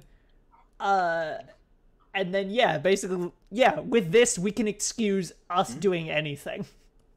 Oh yeah, yeah. He is now he is now our scapegoat for literally anything. Because we've already shown that we will doctor footage to do stuff. showing him we don't have to use Adobe Pro. We can edit videos. See, the thing is, we're gonna kill him, but we will never tell anyone that he's dead. Right. We'll hire somebody To pretend to be him. Well, Just show up randomly and he wears big armor with a mask on. That could be anybody. That could be anybody. We just make more of it and just put people in it to do stuff. we just. And you've seen he's more than happy to use this like ghost hologram thing. Yeah. Mm-hmm. Oh, Maya even figured out better. how to make that work. Now that we have the city with the media empire, we create TV shows about him being a villain. Oh. Yeah, we just. We need to Create put, Pokemon Power Rangers. He is the villain. yeah, that's what I'm saying. We need to make him the villain in kids shows so kids hate him. And then after we get rid of him, we just have people fake it so we can amp up the fear of this villainous person that we're protecting them from. But it's really just somebody we pay to randomly do things. Right. Yeah. And then Basically someone in a Mickey Mouse costume. Well, no, we can make people think they are him. We have the thing to make people think they're him. If they get caught, they're still him. It's basically the plot from The Incredibles 2. I was going to say, this is very reminiscent of Code Geass. It's been a long ass time since I watched that, and I don't think I ever watched season 2. I don't remember because I was like 16. But yep. Uh-huh. yeah. Oh my god. Yeah, if you've ever heard owned opposition as a concept. Yeah. Oh my gosh. I think we could do a quick break. Yes. Try and process what we have done, what we have brought onto the world. See, it's not even our fault this time. No. What you do find, conveniently left behind on some rubble in the water, you find a bag with gym badges in it. Woo! Nice. The gym badges, an explosion. With, yeah, it's the explosion badge. I'm sure it was something else before, but they all got damaged in the explosion, so they all just look like explosions. Good. I see. Excellent. So, level up. Yeah. I don't know how much experience you get for Pokemon stuff. Because hey, you know all those Pokemon in the fluffy, cushiony room? Oh, they're gone. One of them died for me. He was trying to call you a villain for murdering one Pokemon, and then he murdered an entire building full of them. Uh-huh. Yes, I'm certain that there was like a Pokemon daycare somewhere in there, for sure, filled with what. So we obviously need to hold funeral services for the Pokemon that lost their lives. Yeah. This horrible terrorist. All right, we're gonna transition. Yeah, we're just gonna keep going, discussing these horrible, horrible things. See y'all in a few minutes.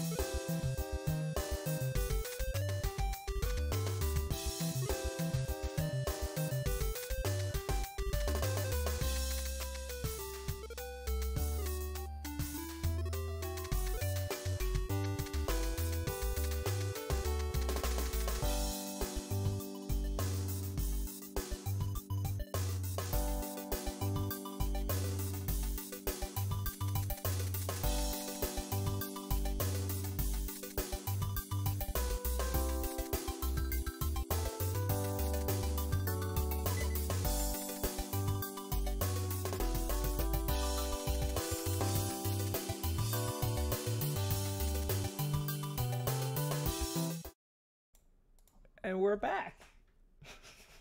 Hey, welcome back, everybody. Welcome back to the party. In case you were not here just before we went for a break, everything blew up. And it wasn't our fault. No. I don't think that's ever happened before. Never happened. You've just been rewarded. Is this your 7th gym badge? I think so. Bardsville, to Bardsville, Roguesport, Druids Green, Fight Town, Sorcerer City, Ranger Station, Paladin Indiana's. Yeah, 7. Sweet. 1 more badge, and you can head to the league. What? Not that any of that matters. See, we can now just walk into that town because we're the good guys now. Yeah. The best people. Yeah. See, there's only room for 1 villain in each narrative. And that's not us. By default, we're the good guys. So, yeah, I mean, like I said, you can take the labels of good and evil off and call us the protagonist, him the antagonist, because he's trying to just stop us from reaching our goals. So it makes him the antagonist, and then you don't have to go into concepts of good and evil. Right. And what is good? Yeah, we don't even need to figure that out. Because we can program into people's brains what good and evil is. Well, I'm sorry. We know what isn't good. Blowing up radio towers. Yes. Okay. So I assume we all hit the water, except me, because I said that I jump off the building before it exploded and then just teleport onto the docks. Yeah, so everyone else... You know what? This is the perfect time for everybody to use their imaginations and their creative brain spaces. How do you hit the water and not crumble into tiny little people chunks? Question. Go for it. Does the tower blowing up make the EMP thingy doohickey stop? So yes. Stuff works now? All the stuff works now. Okay, well, this is a great time to reveal my arm's latest new function.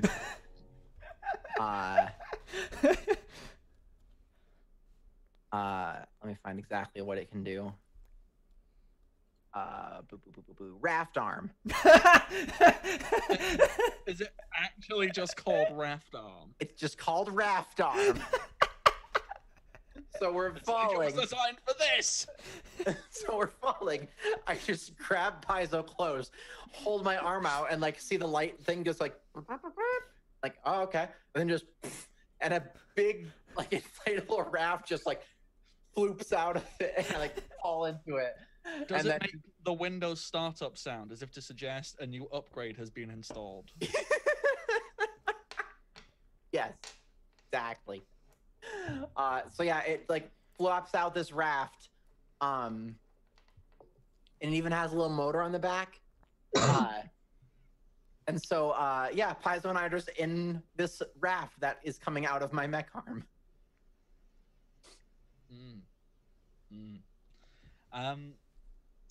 Clementine, how do you stop yourself from becoming people chunks? Oh, like Clementine is busy ranting as this explosion is happening. So she's not doing anything special. She just manages to hit the water as she goes flying back from this explosion and survives because she's a literal fucking tank.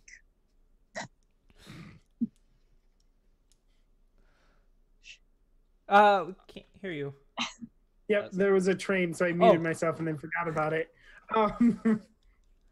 Imagine Evers only survives because Nova like uses telekinesis, but technically has lowered to 0 HP to activate Grudge. So I'm unconscious, but Nova saves me. Okay.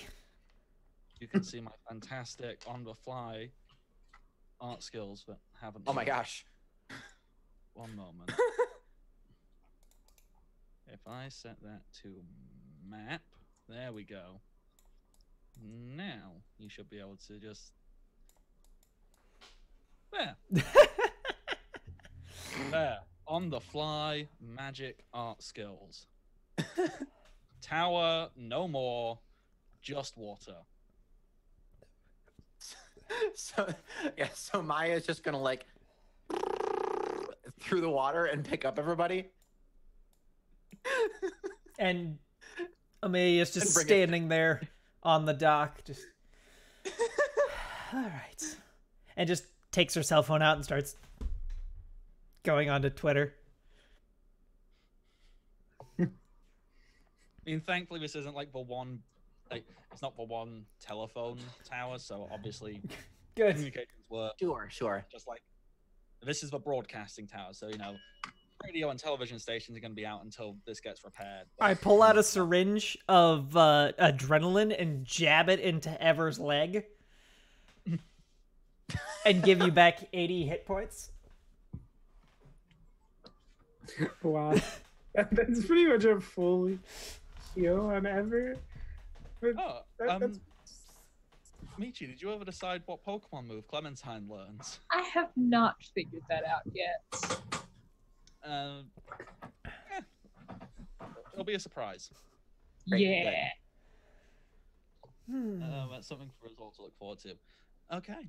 So I suppose, when I wake up, whenever wakes up, she looks down at her dress, which I imagine is destroyed from being in an explosion. a little bit. I am going to kill him. You're gonna have to race me.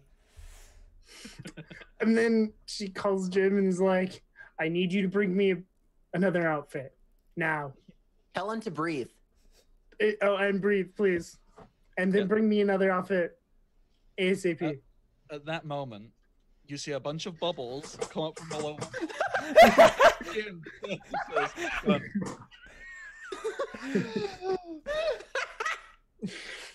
Okay.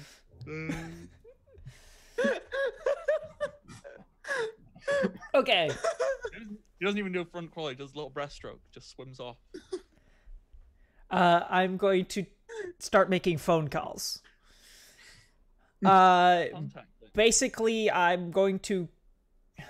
Have we set up any important NPCs as far as, like, just doing stuff for us other than Jim? Vlad, yes, Vlad. Vlad. In the next hour, I need a TV crew here.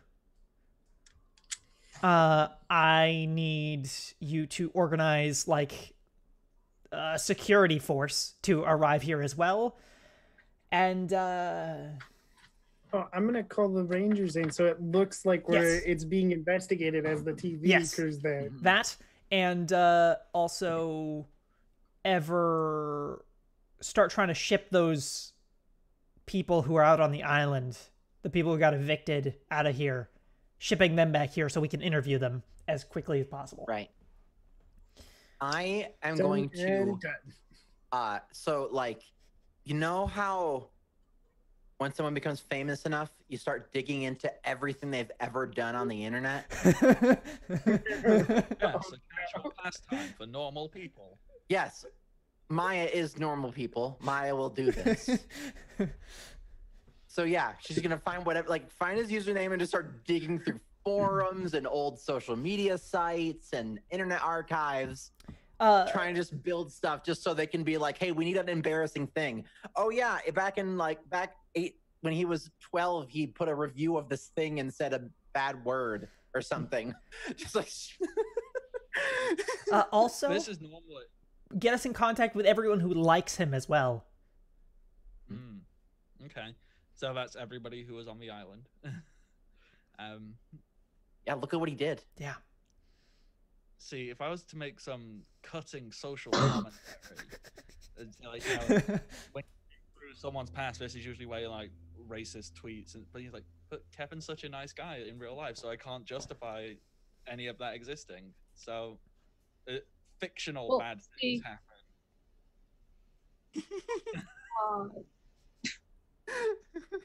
What are fictional bad things that Kevin did? Wrote a bad review on someone's beloved movie. Right.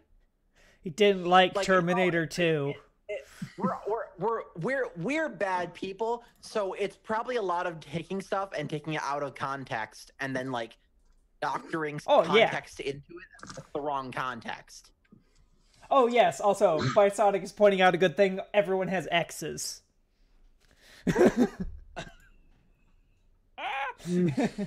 Yeah. It doesn't need to be true, they just need to not like him. Right.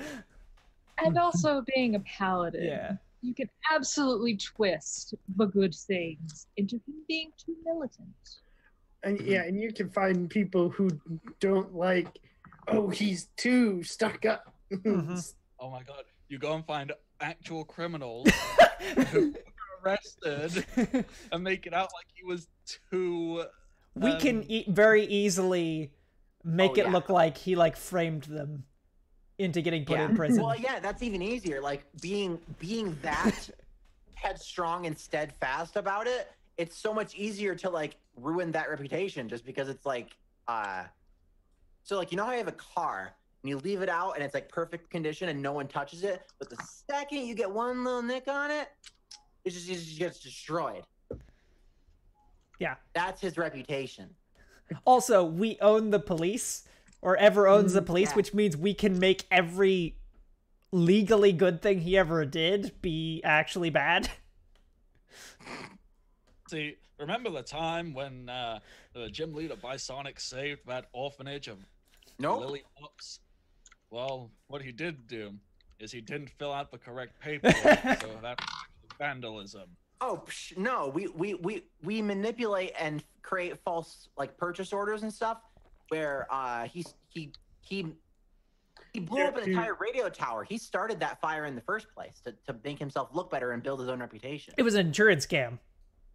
Yeah, it was an insurance scam. There's gonna be a shocking expose on the news tonight. Yeah. When we get the news. So yeah, as soon as Vlad shows up, I'm going to tell the TV crew to set up, and we will start by interviewing Clementine. Maya writes a fake manifesto. You're the only broadcasting channel. You're the only thing on every station now. Yeah. Yeah. We own the stations now.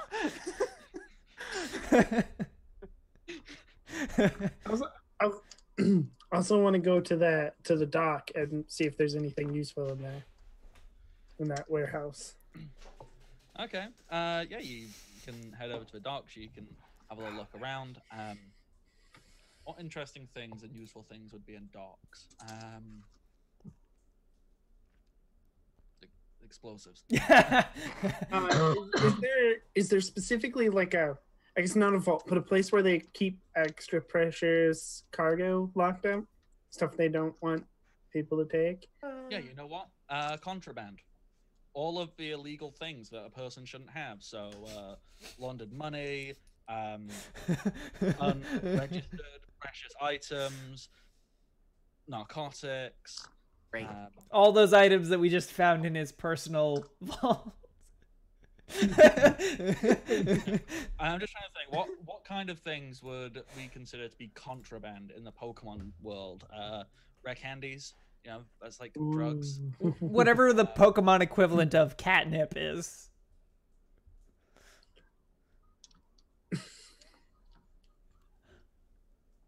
Some kind of mushroom? Ooh, honey. We already deal in honey, but I mean, could be some kind of mushroom or something. Yeah. Maybe some kind of berry.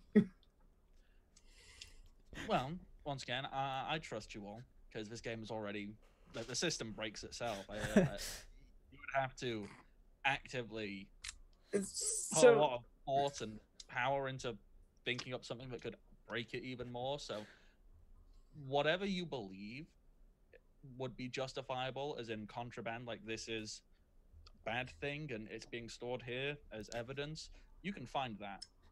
So I want to leave that up. So before the camera crew gets here, you would see Smoochies just wandering around the exploded tower, just dribbling marijuana leaves on the floor. Also, is there a place where they keep have a stash of Pokeballs? Yeah. know what? Let's say there was some. They are unmarked Pokeballs.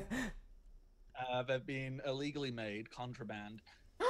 Ooh, in all these illegally made Pokeballs, is there an illegally made Master Ball? Yes. Score. Awesome. I tucked that away without telling anybody. Just trying to think, what would they call it instead of a Master Ball? Like, is it just got the M like inverted? And it's A Wumbo Ball. A Wumbo Ball. A Wonder Ball. Yeah, I don't know if you want us to RP through it, but yeah, we're gonna interview Clementine about how she was tricked and kidnapped by the gym leader, and then line up all the people that we can get a hold of who knew him best and were most friendly with him, and have them sit down and talk with Clementine about that. I issue a formal complaint to the Pokemon League about the improper mistreatment of one of their gym leaders. Yeah.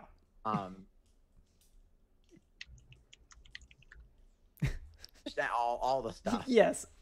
Basically, we do everything. We do everything with the singular focus of destroying this person's reputation and making it publicly known that they're the enemy, and most importantly, we are here to stop them and save everyone from them. So, yes, I would quite like you to RP. All right, I wanna see let's how do it. Do you want me to be the person doing the interviews, or do you want to do it? You're official, so you and Clementine can sit down with the interviewee, and I'll be behind the camera telling them when to throw footage away. And how are you framing this? What's in the backdrop? Oh, the crater of a building. Mm-hmm. Oh yeah, the crater of the radio tower. Do you actively go and set more areas of it on fire? Yes. We have our fire Pokemon go over and like. Yeah, I have a Ninetales that just goes. And then also, from what I imagine is potentially standard kit in the Team Crossbones equipment, Smoochie wanders around with just fake blood, just running around with just spraying it on walls and stuff. Like I'm a ketchup. So, you set up a makeshift broadcasting system. I don't know, you live stream it everywhere. Right. Do you have someone like introduce it first? We do have a thing, like a little thing in front of it that goes like, due to the graphic nature of this broadcast, viewer discretion is advised. Do you have a little like animation or like just a picture or anything for that as well? What is that? I think we can just reuse something we already have, which is the graphic of Clementine on our ads for the ice cream pizza place. Just reuse that animation. Right. Well, and then of course, ads during the news broadcast are for the ice cream pizza restaurant. Yes.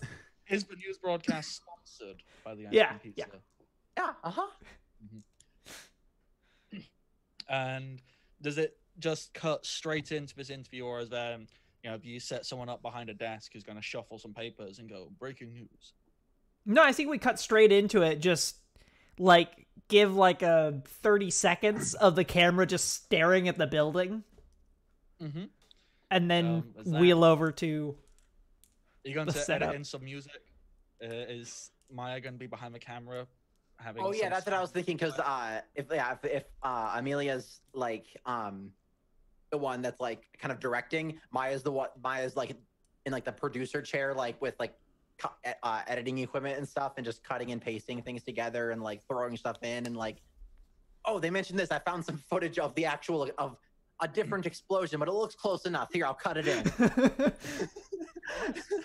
Okay, so It goes live. There's the little all that good stuff, and your warning.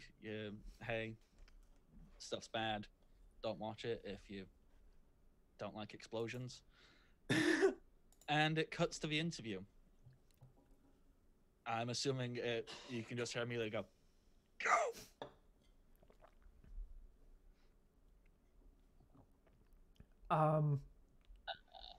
So yeah, it's Ever, Clementine, and basically just an interviewee that we've grabbed from the people who are on that island.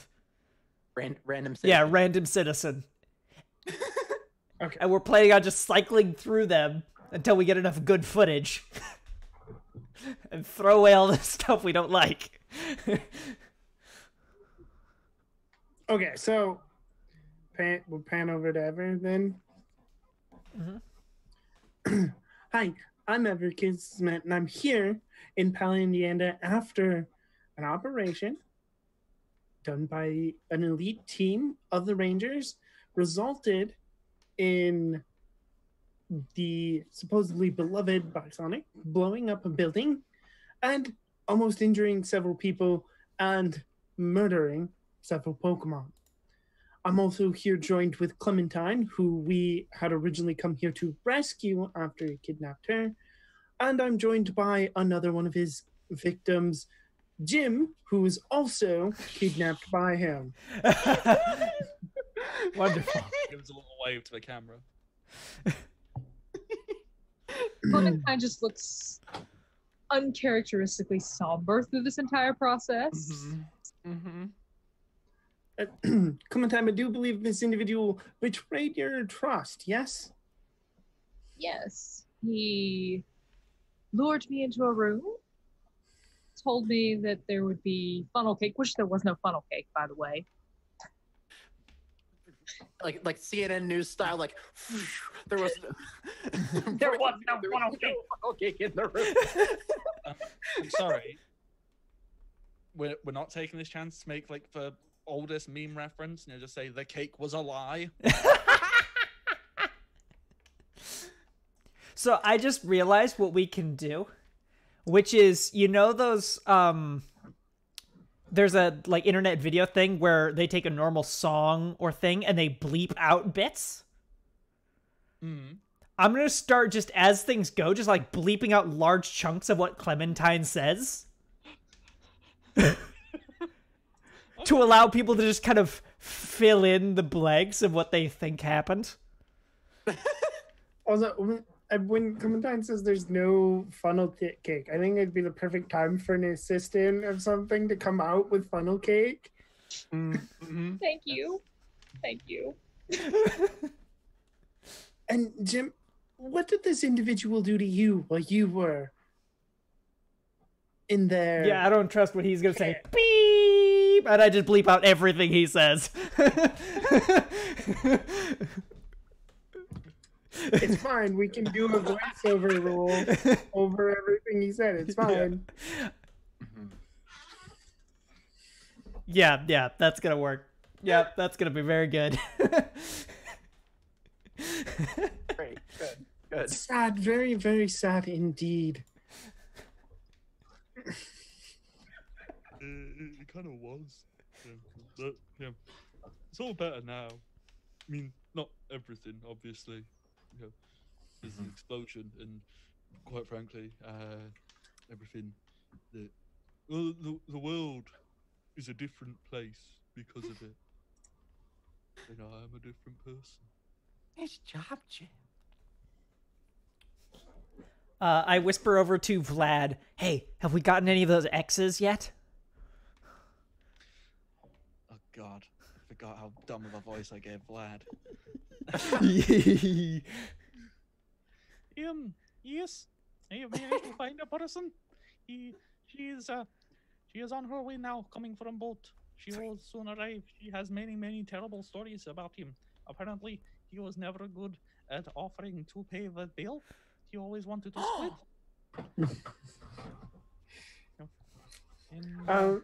So I was just like, as you can see here now, the teams of the Rangers are currently disarming several more explosives that we found around Palin, Indiana. And teams will be dispatched to towns throughout the Dodeca region to make sure that this man did not plant any more explosives throughout the region. We assure you that you are safe. We'll be right back after this commercial break with more information. Ever's good.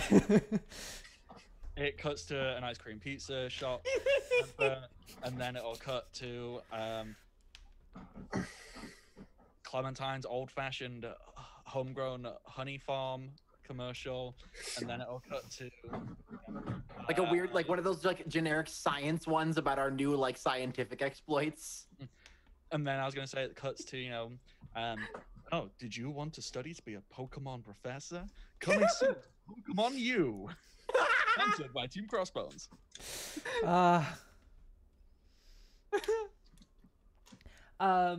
Yeah, so jeez. Yeah. So that's a good idea, Ever. So we're confirmed that there will be explosives found in other parts of the region. Right. Okay. So imagine next is we'll shuffle Jim out and get the X up there before when the commercials come back. Okay. Yep. She's there. She doesn't have a name. Ever doesn't need a name, just needs to be. It just says ex-girlfriend or ex-wife or. We're here with someone who is formally in a relationship with the supposedly beloved by Sonic. Ma'am, can you tell us what was your relationship like? Well, it was really intense. One could say maybe too intense. You know, it was. I don't want to give any unfounded claims, but he was very pushy in things having to be just a certain way, and he didn't like when you would challenge him and say, well, what if we try a different way? And you know, there's always something there, something that made me not want to be fully invested in it. And also a bit of a cheapskate. Never treated me to anything nice. But he obviously the thing comes up at the bottom. Ex-girlfriend revealing. Ex-girlfriend of by Sonic, revealing. How scared she was in the relationship with ungenerous lover. And also it's like financial troubles, gambling ? And Ever's also going to spin it off the screen. So you're telling us that he could be a bit fanatical at times, never believing that he was wrong, or at least hard to convince of such things. Were you ever worried that he would take those things to such extremes as he has today? I mean, one thing which is definitely was always apparent is it wasn't just the two of us in the relationship. There was me, him, and Justice. Also in the chat, by Sonic has informed me her name is Laura. Okay, so Laura, you say he had an inflated sense of justice. Did he ever, in your mind, take to deciding what justice should be for himself? On our first anniversary, he ditched the dinner partway through to chase down a supposed criminal. He never came back. I didn't see him for 2 days. That's so sad. And we have word to that now. I am being told that more explosives have been found in other parts of the region. do not worry. Teams are already disarming them, and everybody will be safe. It is all, and we are working hard to make sure that happens.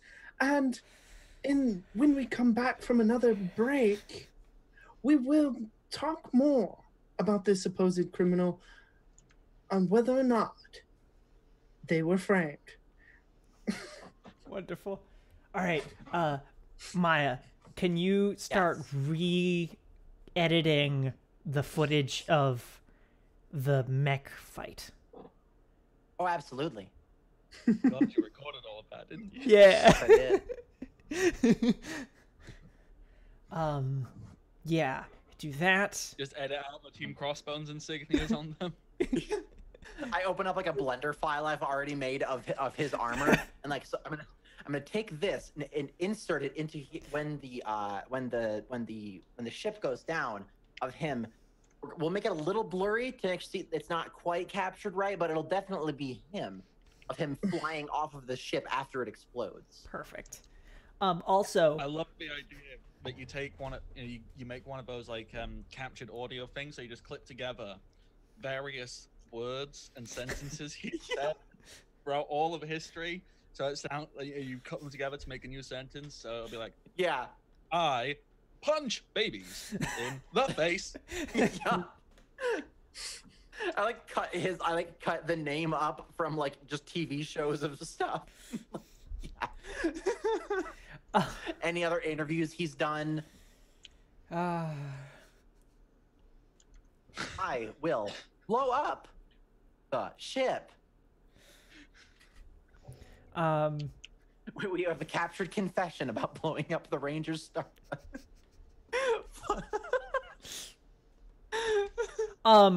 I'm going to start calling, while we're on this commercial break, I'm going to start calling people of importance in, well, what's the final city? Clericopolis is the one we haven't gone to yet? Yeah. I'm going to start calling people a part of the league and, like, is there a mayor there, or? There's a gym leader. Yeah, I'm calling up the gym leader there. Who is the gym leader of Clericopolis? I believe that's the Rock. No. Clericopolis. I haven't actually picked a gym leader. So who's a GM on the channel that hasn't been used yet? I kind of want to use Fox Barthson, but I think she'd be more suited to Barbarian. Well, we want to make sure that we've got their permission before we do that. So I'll skip them over. Let's say they didn't pick up my call, and I'm calling important people, mayors, large people of this place. Oh, excuse me, You know what? You can contact Mr. Pokemon, chairman of the Pokemon. Yes, let's do that. I said so. You can also get the courthouse is in Clericopolis. Yes. That's established canon, so you can get Chief Justicar. Yeah. So I'm going to ask them. So hi. Are you seeing the broadcast that is going on right now? Yes. Yeah. Yes, I am. Would you be willing to make a public statement? Most definitely. Wonderful. On behalf of the league, I think it's best that any ties are cut, because we do not want this kind of representation. Wonderful. Well, we have a space right here for you to make that public declaration so that everyone sees it. There's no question about your stance. So there's a space for you. If you would come down here, we can help you get that message out.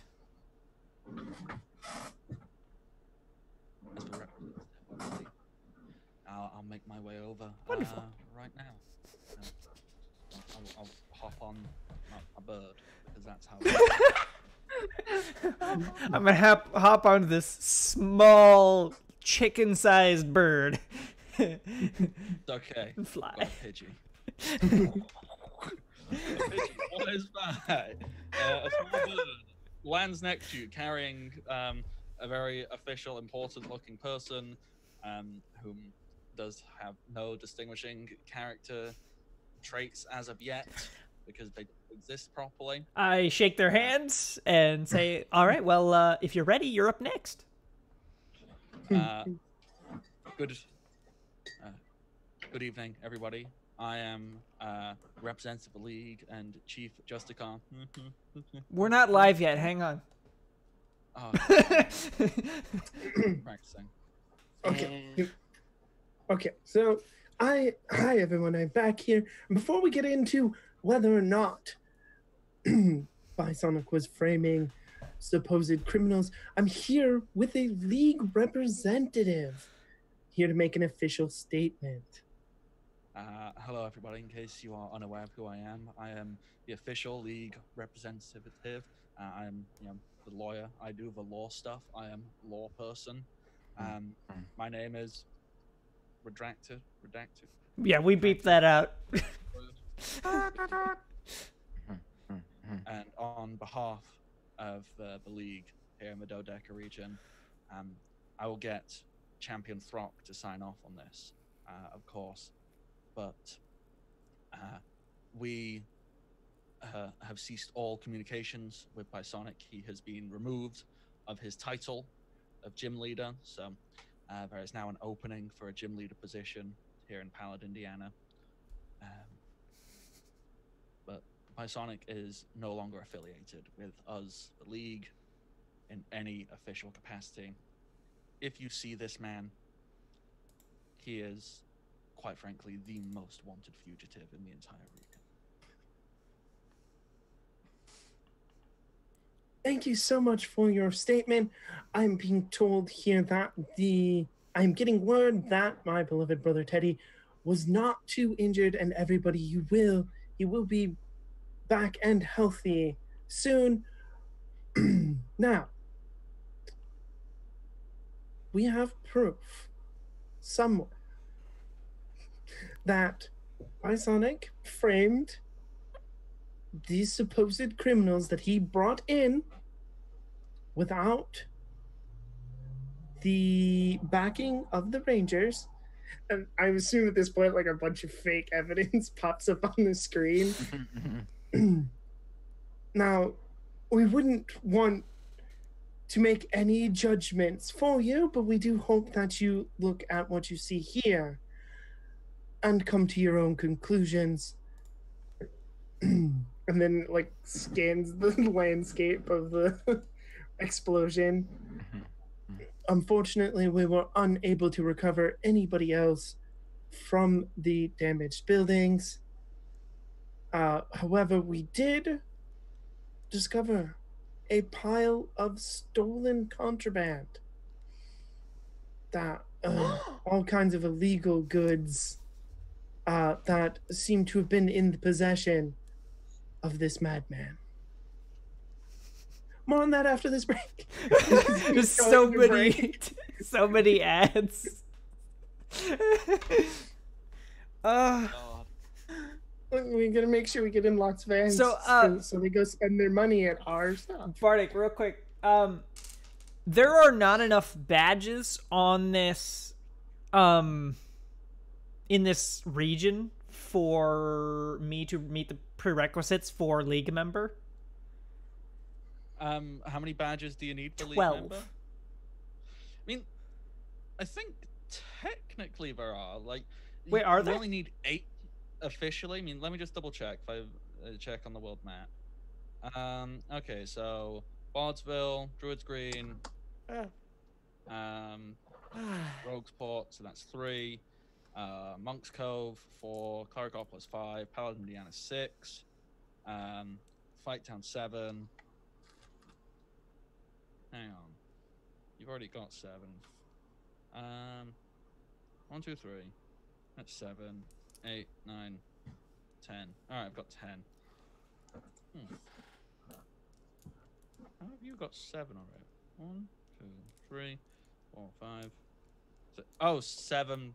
Whereas the Rangers, they don't have a station. That's why. Yeah. Okay, there's 11. Yeah.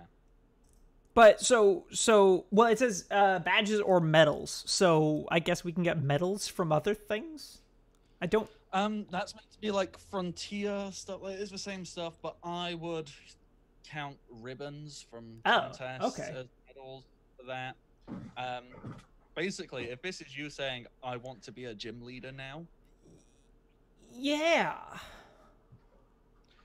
Any one of you could very easily, for roleplay purposes, you have established such a strong hold. You're very much, well, you're like Giovanni from Pokemon Red, like, from the original games. Like, you are so well established that you can just say you're a gym leader now. Okay. And believe. Also, 2 gyms open currently. Oh yeah, there's 2 gyms open. Right. Oh, yeah. No one's reported on Zed's. You have to kill them. Guess who's about to break the news? Also, technically there's 3 since we brainwashed my brother, but I can just take that spot. It's fine. Yeah, no, Ever takes that spot. I can take, I mean, Maya could take this one really, really well. It's the radio station place.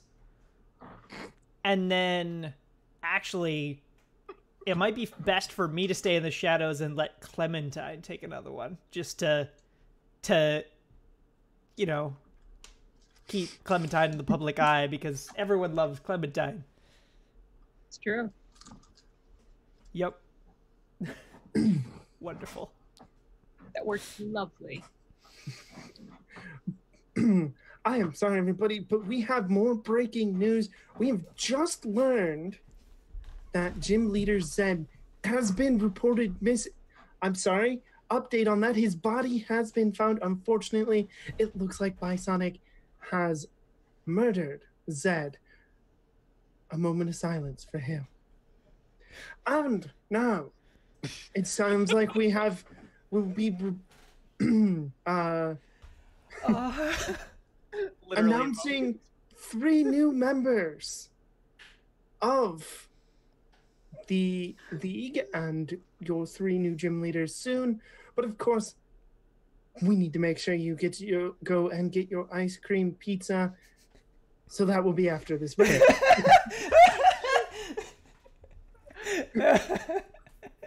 I feel like I'm watching a YouTube video. Hey, what's up, gamers? I'll be right back after this ad.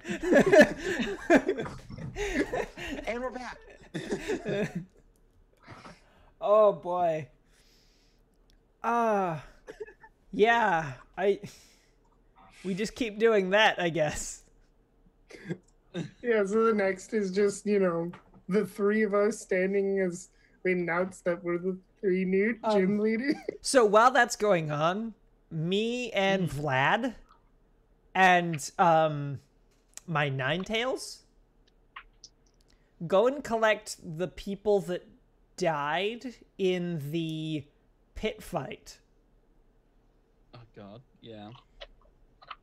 Using my Ninetales, we make them look like they were in an explosion. Oh, you're doing that.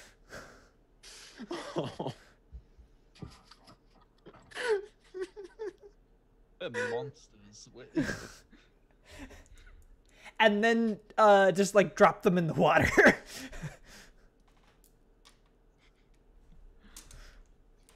Be televised.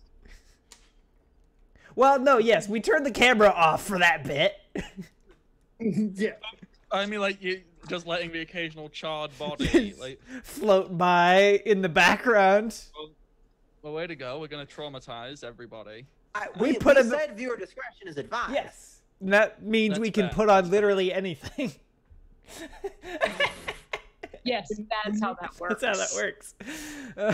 I mean, so far it's worked for Law and Order SUV or SVU. And this show. Oh,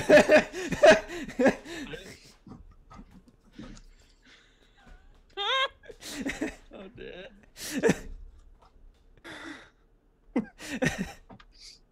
No, This is really we need to make sure they understand how horrifying this event is. Right. Yeah. And, the Rangers, as soon as they spot them, they head over, they clean it up, You're very quickly running over, throwing tarps over things. Like, I like to think you go about in such a way that it's like, you don't ever see a body, but it's very heavily suggests like, oh, that was a body. You see a gurney go past. Yeah. Yeah, we're not going to be that explicit. We want people to know that there were dead bodies there. Right. I'm gonna take a real quick look at social media and just see how people are responding to all this. There's multiple hashtags going around. Tons of them. Big trending things, you know. Cancel by Sonic. By Sonic is over. I can't believe by Sonic is actually the worst. Team Crossbones vindicated. Go Team Crossbones. I'm sure there's a group of randos that are just defending him despite all of this. Yeah, despite all the blatant evidence, there are some stands. There are some hardcore by Sonic stands. What's what he did really that bad? I mean, sure, but for some reason, Clementine's one of them. Clementine occasionally goes on to the like, well, you know, he wasn't the worst kidnapping I've been a part of. Perfect. Yes. You know, there wasn't any funnel cake, and that's really bad. But there was candy and some really cute milk. Just credit where it's due. I'm just saying, devil's advocate. I'm not saying he was in the right, but there was candy. There was candy. Oh my gosh. Oh no. Made the trains run on time. Yeah. So and then from there, I'm going to basically just take a gigantic pile of that and just forward it to his social media account. With just a question mark at the end.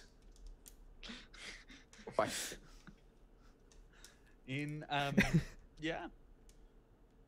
You see his social media account is strangely inactive. No kidding.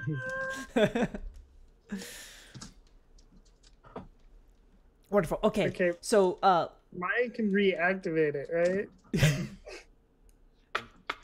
You can watch his follow account just plummet. Okay, so I would talk with Ever real fast between the break or in the breaks. Okay, so last thing we need to do is announce the partnership between the two major organizations we control.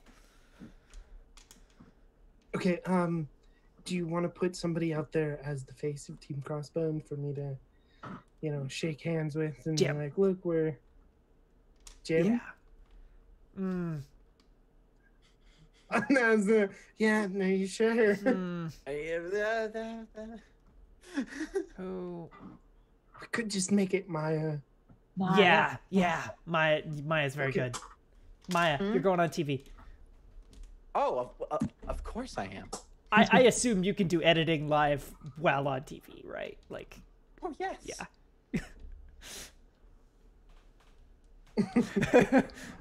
So then we go back live.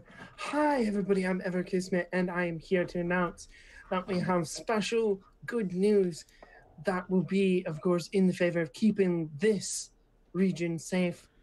I'm here to announce the demonization of Team Crossbones as a special force armed to stop the menace that is Bisonic. I'm here with Maya Venom to announce that our partnership officially. Do you have any words for the public, Maya? Well, I would just like to say that it is with great trepidation that we accept this position. I do wish that it was not necessary. I wish that this man could see the light and come back to the side of true justice.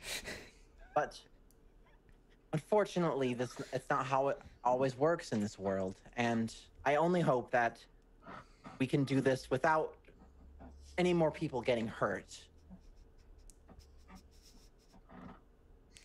We all wish that nobody else would get hurt. But unfortunately, when dealing with villains like this, we must prepare for the worst and hope for the best. A sheet of paper gets passed over to you, Eva, and the information on it says it's from more people who've given more information about Bisonic, and it basically tells you Bisonic seems to be a devout believer and follower of the non-mainstream religious practices of Tapu Koko. So if you want to spin that. What is that? Tapu Koko is one of the island guardians. Oh. Moon. Okay. It looks like a chicken. So I'll spin that like this. I have received more troubling news about the individual Bisonic. Unfortunately, it seems that he does not understand the word of Helix or Arceus and has chosen to worship non-mainstream religions, and we can only fear the worst in this.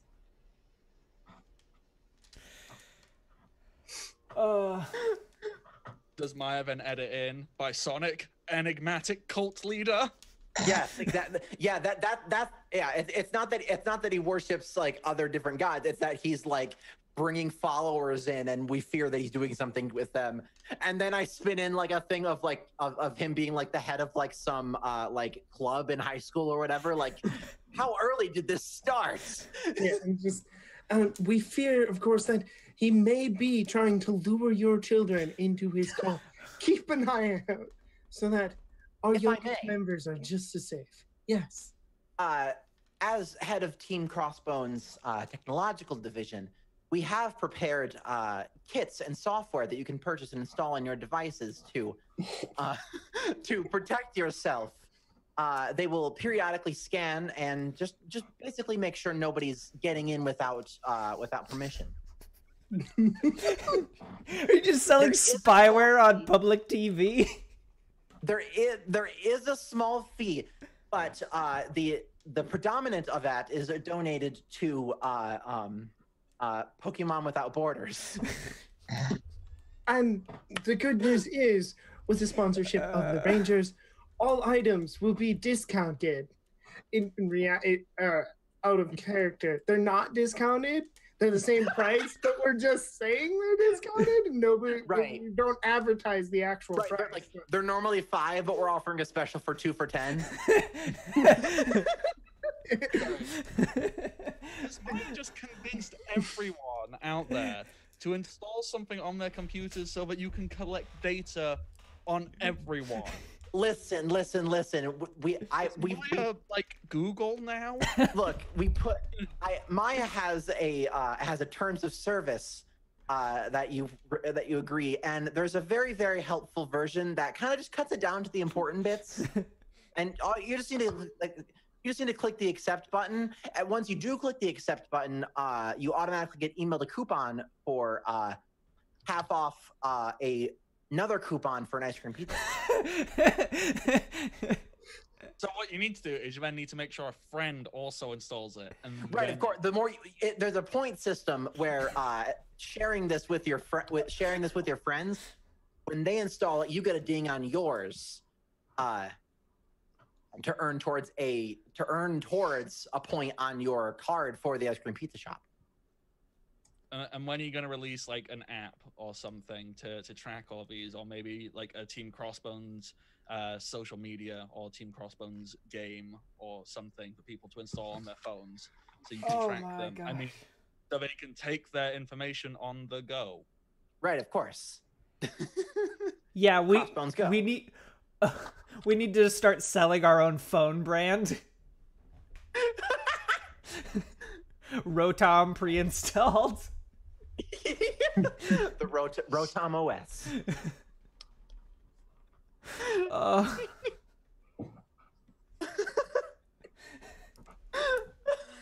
We also should start advertising We Buy Your Gold places.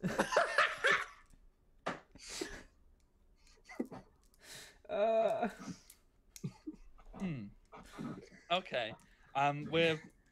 nearing a point where we should wrap up. How are you finishing all of this? How do you end the broadcast? I think with a call to action for the civilians for a reward if they give us information that leads to Bisonic's capture. Mm-hmm. That's good. That's smart. Aliases, including Kevin and Victor. Instead of offering like a money reward, is it just like more coupons or like it just says reward? It just says reward, so they get coupons or like a month free of ice cream pizza or something. Well, see, information leading to capture is quite vague. That is true.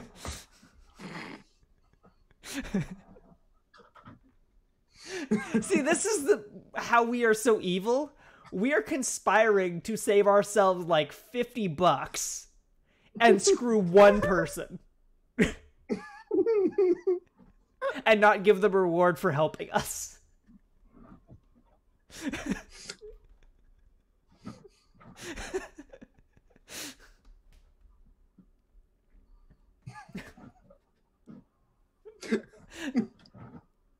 I can't hear you, Bardic. You're muted. You're muted or something. There you are. There you go. Now all good. Yes. Yay. Yes. As you are wrapping up the broadcast, obviously all your different commercials for new products that you're going to get working on. Clementine, your cell phone goes off, and there's a small voice memo you have received from an unknown caller. I'm going to move to a very quiet, isolated area away from everyone who's currently distracted doing broadcasty things, and listen to it.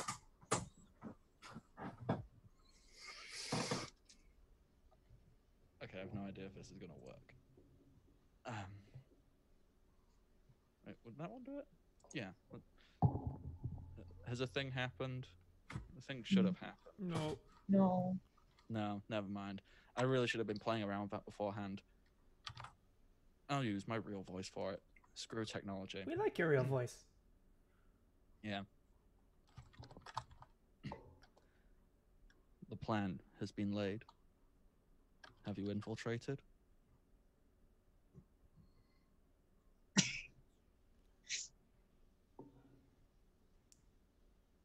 I'm just going to reply back with everything's going to plan. Mystery! Sorry, what? Before I forget, I want to end with one last scene with Ever and Maya after the cameras are off. Please do. Ever going up to Maya and going, you're smart, right? Oh. She pulls out the jade orb and goes, can you figure out how I use this? The what? What is it? It's it's a jade orb with a little plant coming out of it, correct? That's how you described it? Yes. It seems to be like two separate items that have been put together. It is a jade orb, so green, see-through jade, pretty shiny. And there is a small, beautiful, blossoming flower, somewhat reminiscent of a gracidia, sprouting from the top of it. Oh. What? Where did you find this? What is it? It is the thing that my brother took from me, and I'm taking it back. I would be happy to look into this for you. Thank you. Clem. The science. I love that. That's what Maya does. She goes, science. Stories off. All right, nice. And Amelia, do you have any final scene? Or you just sit in a chair ominously as Beethoven's Fifth plays, and you start stroking Smoochie. A bit of that, yes. But also, I go around to the people who are important, which would be Ever, Clementine, Maya. In this case, I will include Jim in that list, and Vlad, and particularly reward them in an actually significant way, or a significant amount of money. For Ever, it's not money, because Ever doesn't particularly need money. It's more in a gift, giving a very expensive imported like hair brooch. For Maya, I give Maya money because I'm sure that anything Maya wants, Maya can get with that money. I appreciate it. Jim, I give him a substantially smaller amount of money, but an amount of money that looks impressive. A lot of $1 bills. If you give Jim a stack of shiny pennies, he'll be happy. Yeah, no, I give him something that on paper looks nice. It has a pleasant number of zeros before the actual numbers. Jim, if you give back to Jim, he'll give it back to you and go, "Can I invest in the companies, please?" Absolutely. I want just a small stipend, maybe like somewhere between 10 to 20% of any given company.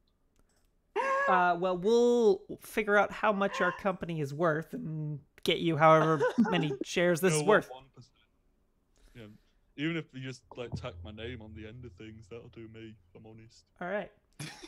And Vlad, I give him a chunk of money, but also I ask him, those two islands north of the region?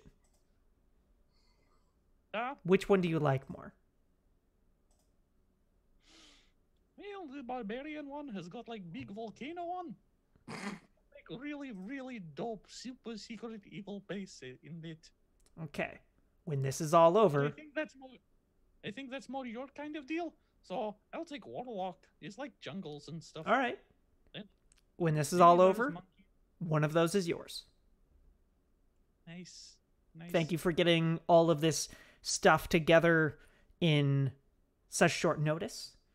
And if you can stick with us to the end of this, things will be good for you and for everybody else. This moment where I tell you I have been working on super secret weapon. Yes. Yes, the weapon is whisper, whisper, whisper. Wonderful. Good. And me also, I reward myself and buy a car and then have a grunt drive it off a cliff and watch it crash into the water. What did you get, Clementine? I rescued Clementine. See, the thing is, I know the material bits are gonna get me nowhere. So for Clementine, I literally just find Clementine and pat her on the back a few times, trying to act as a reassuring force after such an event. Because at least out of character, everyone knows that every single thing that Amelia does that is nice is entirely disingenuous, and is only because she wants to further herself. So she doesn't get people what she thinks they need, she gets people what she thinks will earn her the most loyalty. Oh, this is wonderful. That you're rewarding in this moment, know that you're also giving other people things. It's just curiosity. Like with Clementine, know that you also gave Ever thing and Maya thing and probably not. Okay. I probably am pretty like quiet about each one, but I don't know. Okay. Great. Excellent. All right, I think, unless anyone has anything hilarious, insightful, or just insightful other to say before we wrap up the session. I think we're good. Yeah, I think we're good. All right, I was expecting someone just to go butts, but yeah. I mean, you just did. Yeah, I think we're above such level here, Carl. I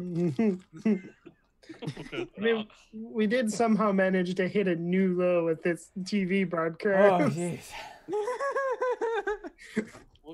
We just found that bar. We didn't even get a shovel. We got a fucking like massive track hoe.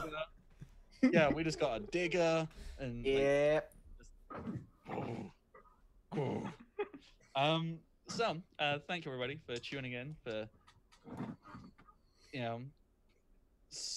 how to be a sociopath 101.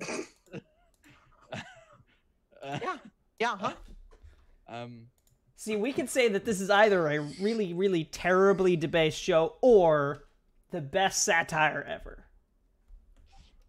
It's either wonderful satire or a series of teachable moments for people in the future. Or, evidence. You know how that whole, dig into people's past? This guarantees none of us will ever hold a public office. Oh, no. My strong political career ruined. Oh, no. I have been the Bardic Knock. You can find me on various places, Twitter, Twitch, Patreon, and YouTube, all as the Bardic Knock. I apparently let things like this happen. Yep, that is my claim. So that's what I do. There's all the welcome to party stuff, welcome to party, fantastic place, filled with fantastic people, such as the wonderful Bisonic, who has been sat in the chat telling us this is all okay. In fact, he's been feeding us ideas. It's wonderful. So if you want to meet people like Bisonic, join the Discord down below, where you can meet all of these wonderful people and interact, and maybe even find ways to get involved with the channel, be on the streams, etc., etc., etc. You can find Welcome to Party over on Twitter at Welcome Party RPG, here on Twitch at twitch.tv/Welcome Party RPG, over on YouTube at youtube.com/Welcome to Party, and patreon.com/Welcome Party RPG, as well as our various podcasts. I know it's a thing now, which are on Google, iTunes, and Podbean. Yeah, Podbean. That's the thing. Yeah, a little bit high. Makes sound like yeah, cool, wonderful. I don't know how to stop. Someone else talk. Teddy, who are you? Where do I find you? Hi, yeah, I'm Nerdy Teddy. Of course, you can find me on Twitter at Nerdy Teddy. I run the Monday Masks game, Aegis Shield of Earth, which is always fun. They just killed 2 big bad guys, but may have released worse things. It's fine. Of course, I'm here for this every other Thursday to channel my inner reporter, apparently. And coming soon to those podcasts will be Fremont, North Dakota. This is a different cast than the one shot, but Fremont, North Dakota will be back for more weirdness. And that is all I got right now.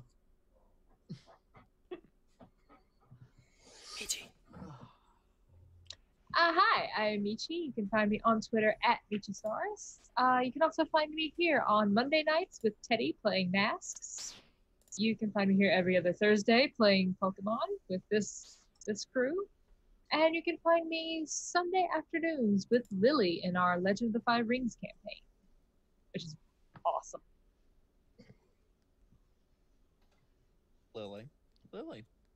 Hi, I'm Lily. You can find me in places at Lilypad Nebula, any of the usual places people like us go.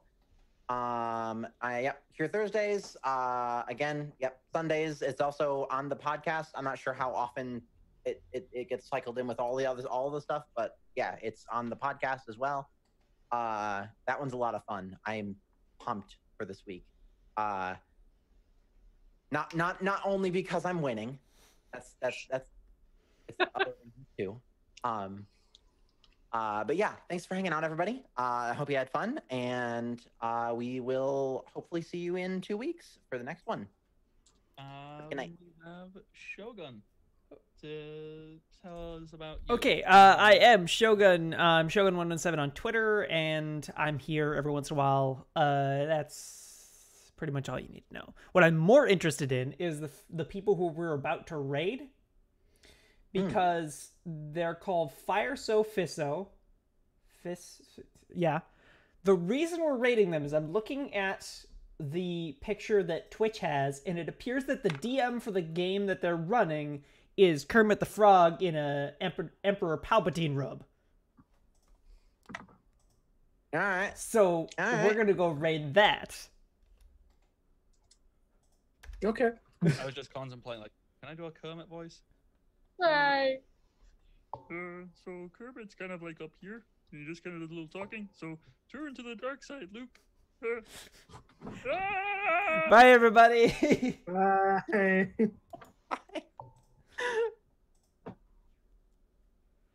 Cool.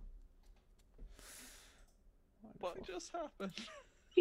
Good stuff. That's what just happened. Oh, jeez. I'm lost and confused.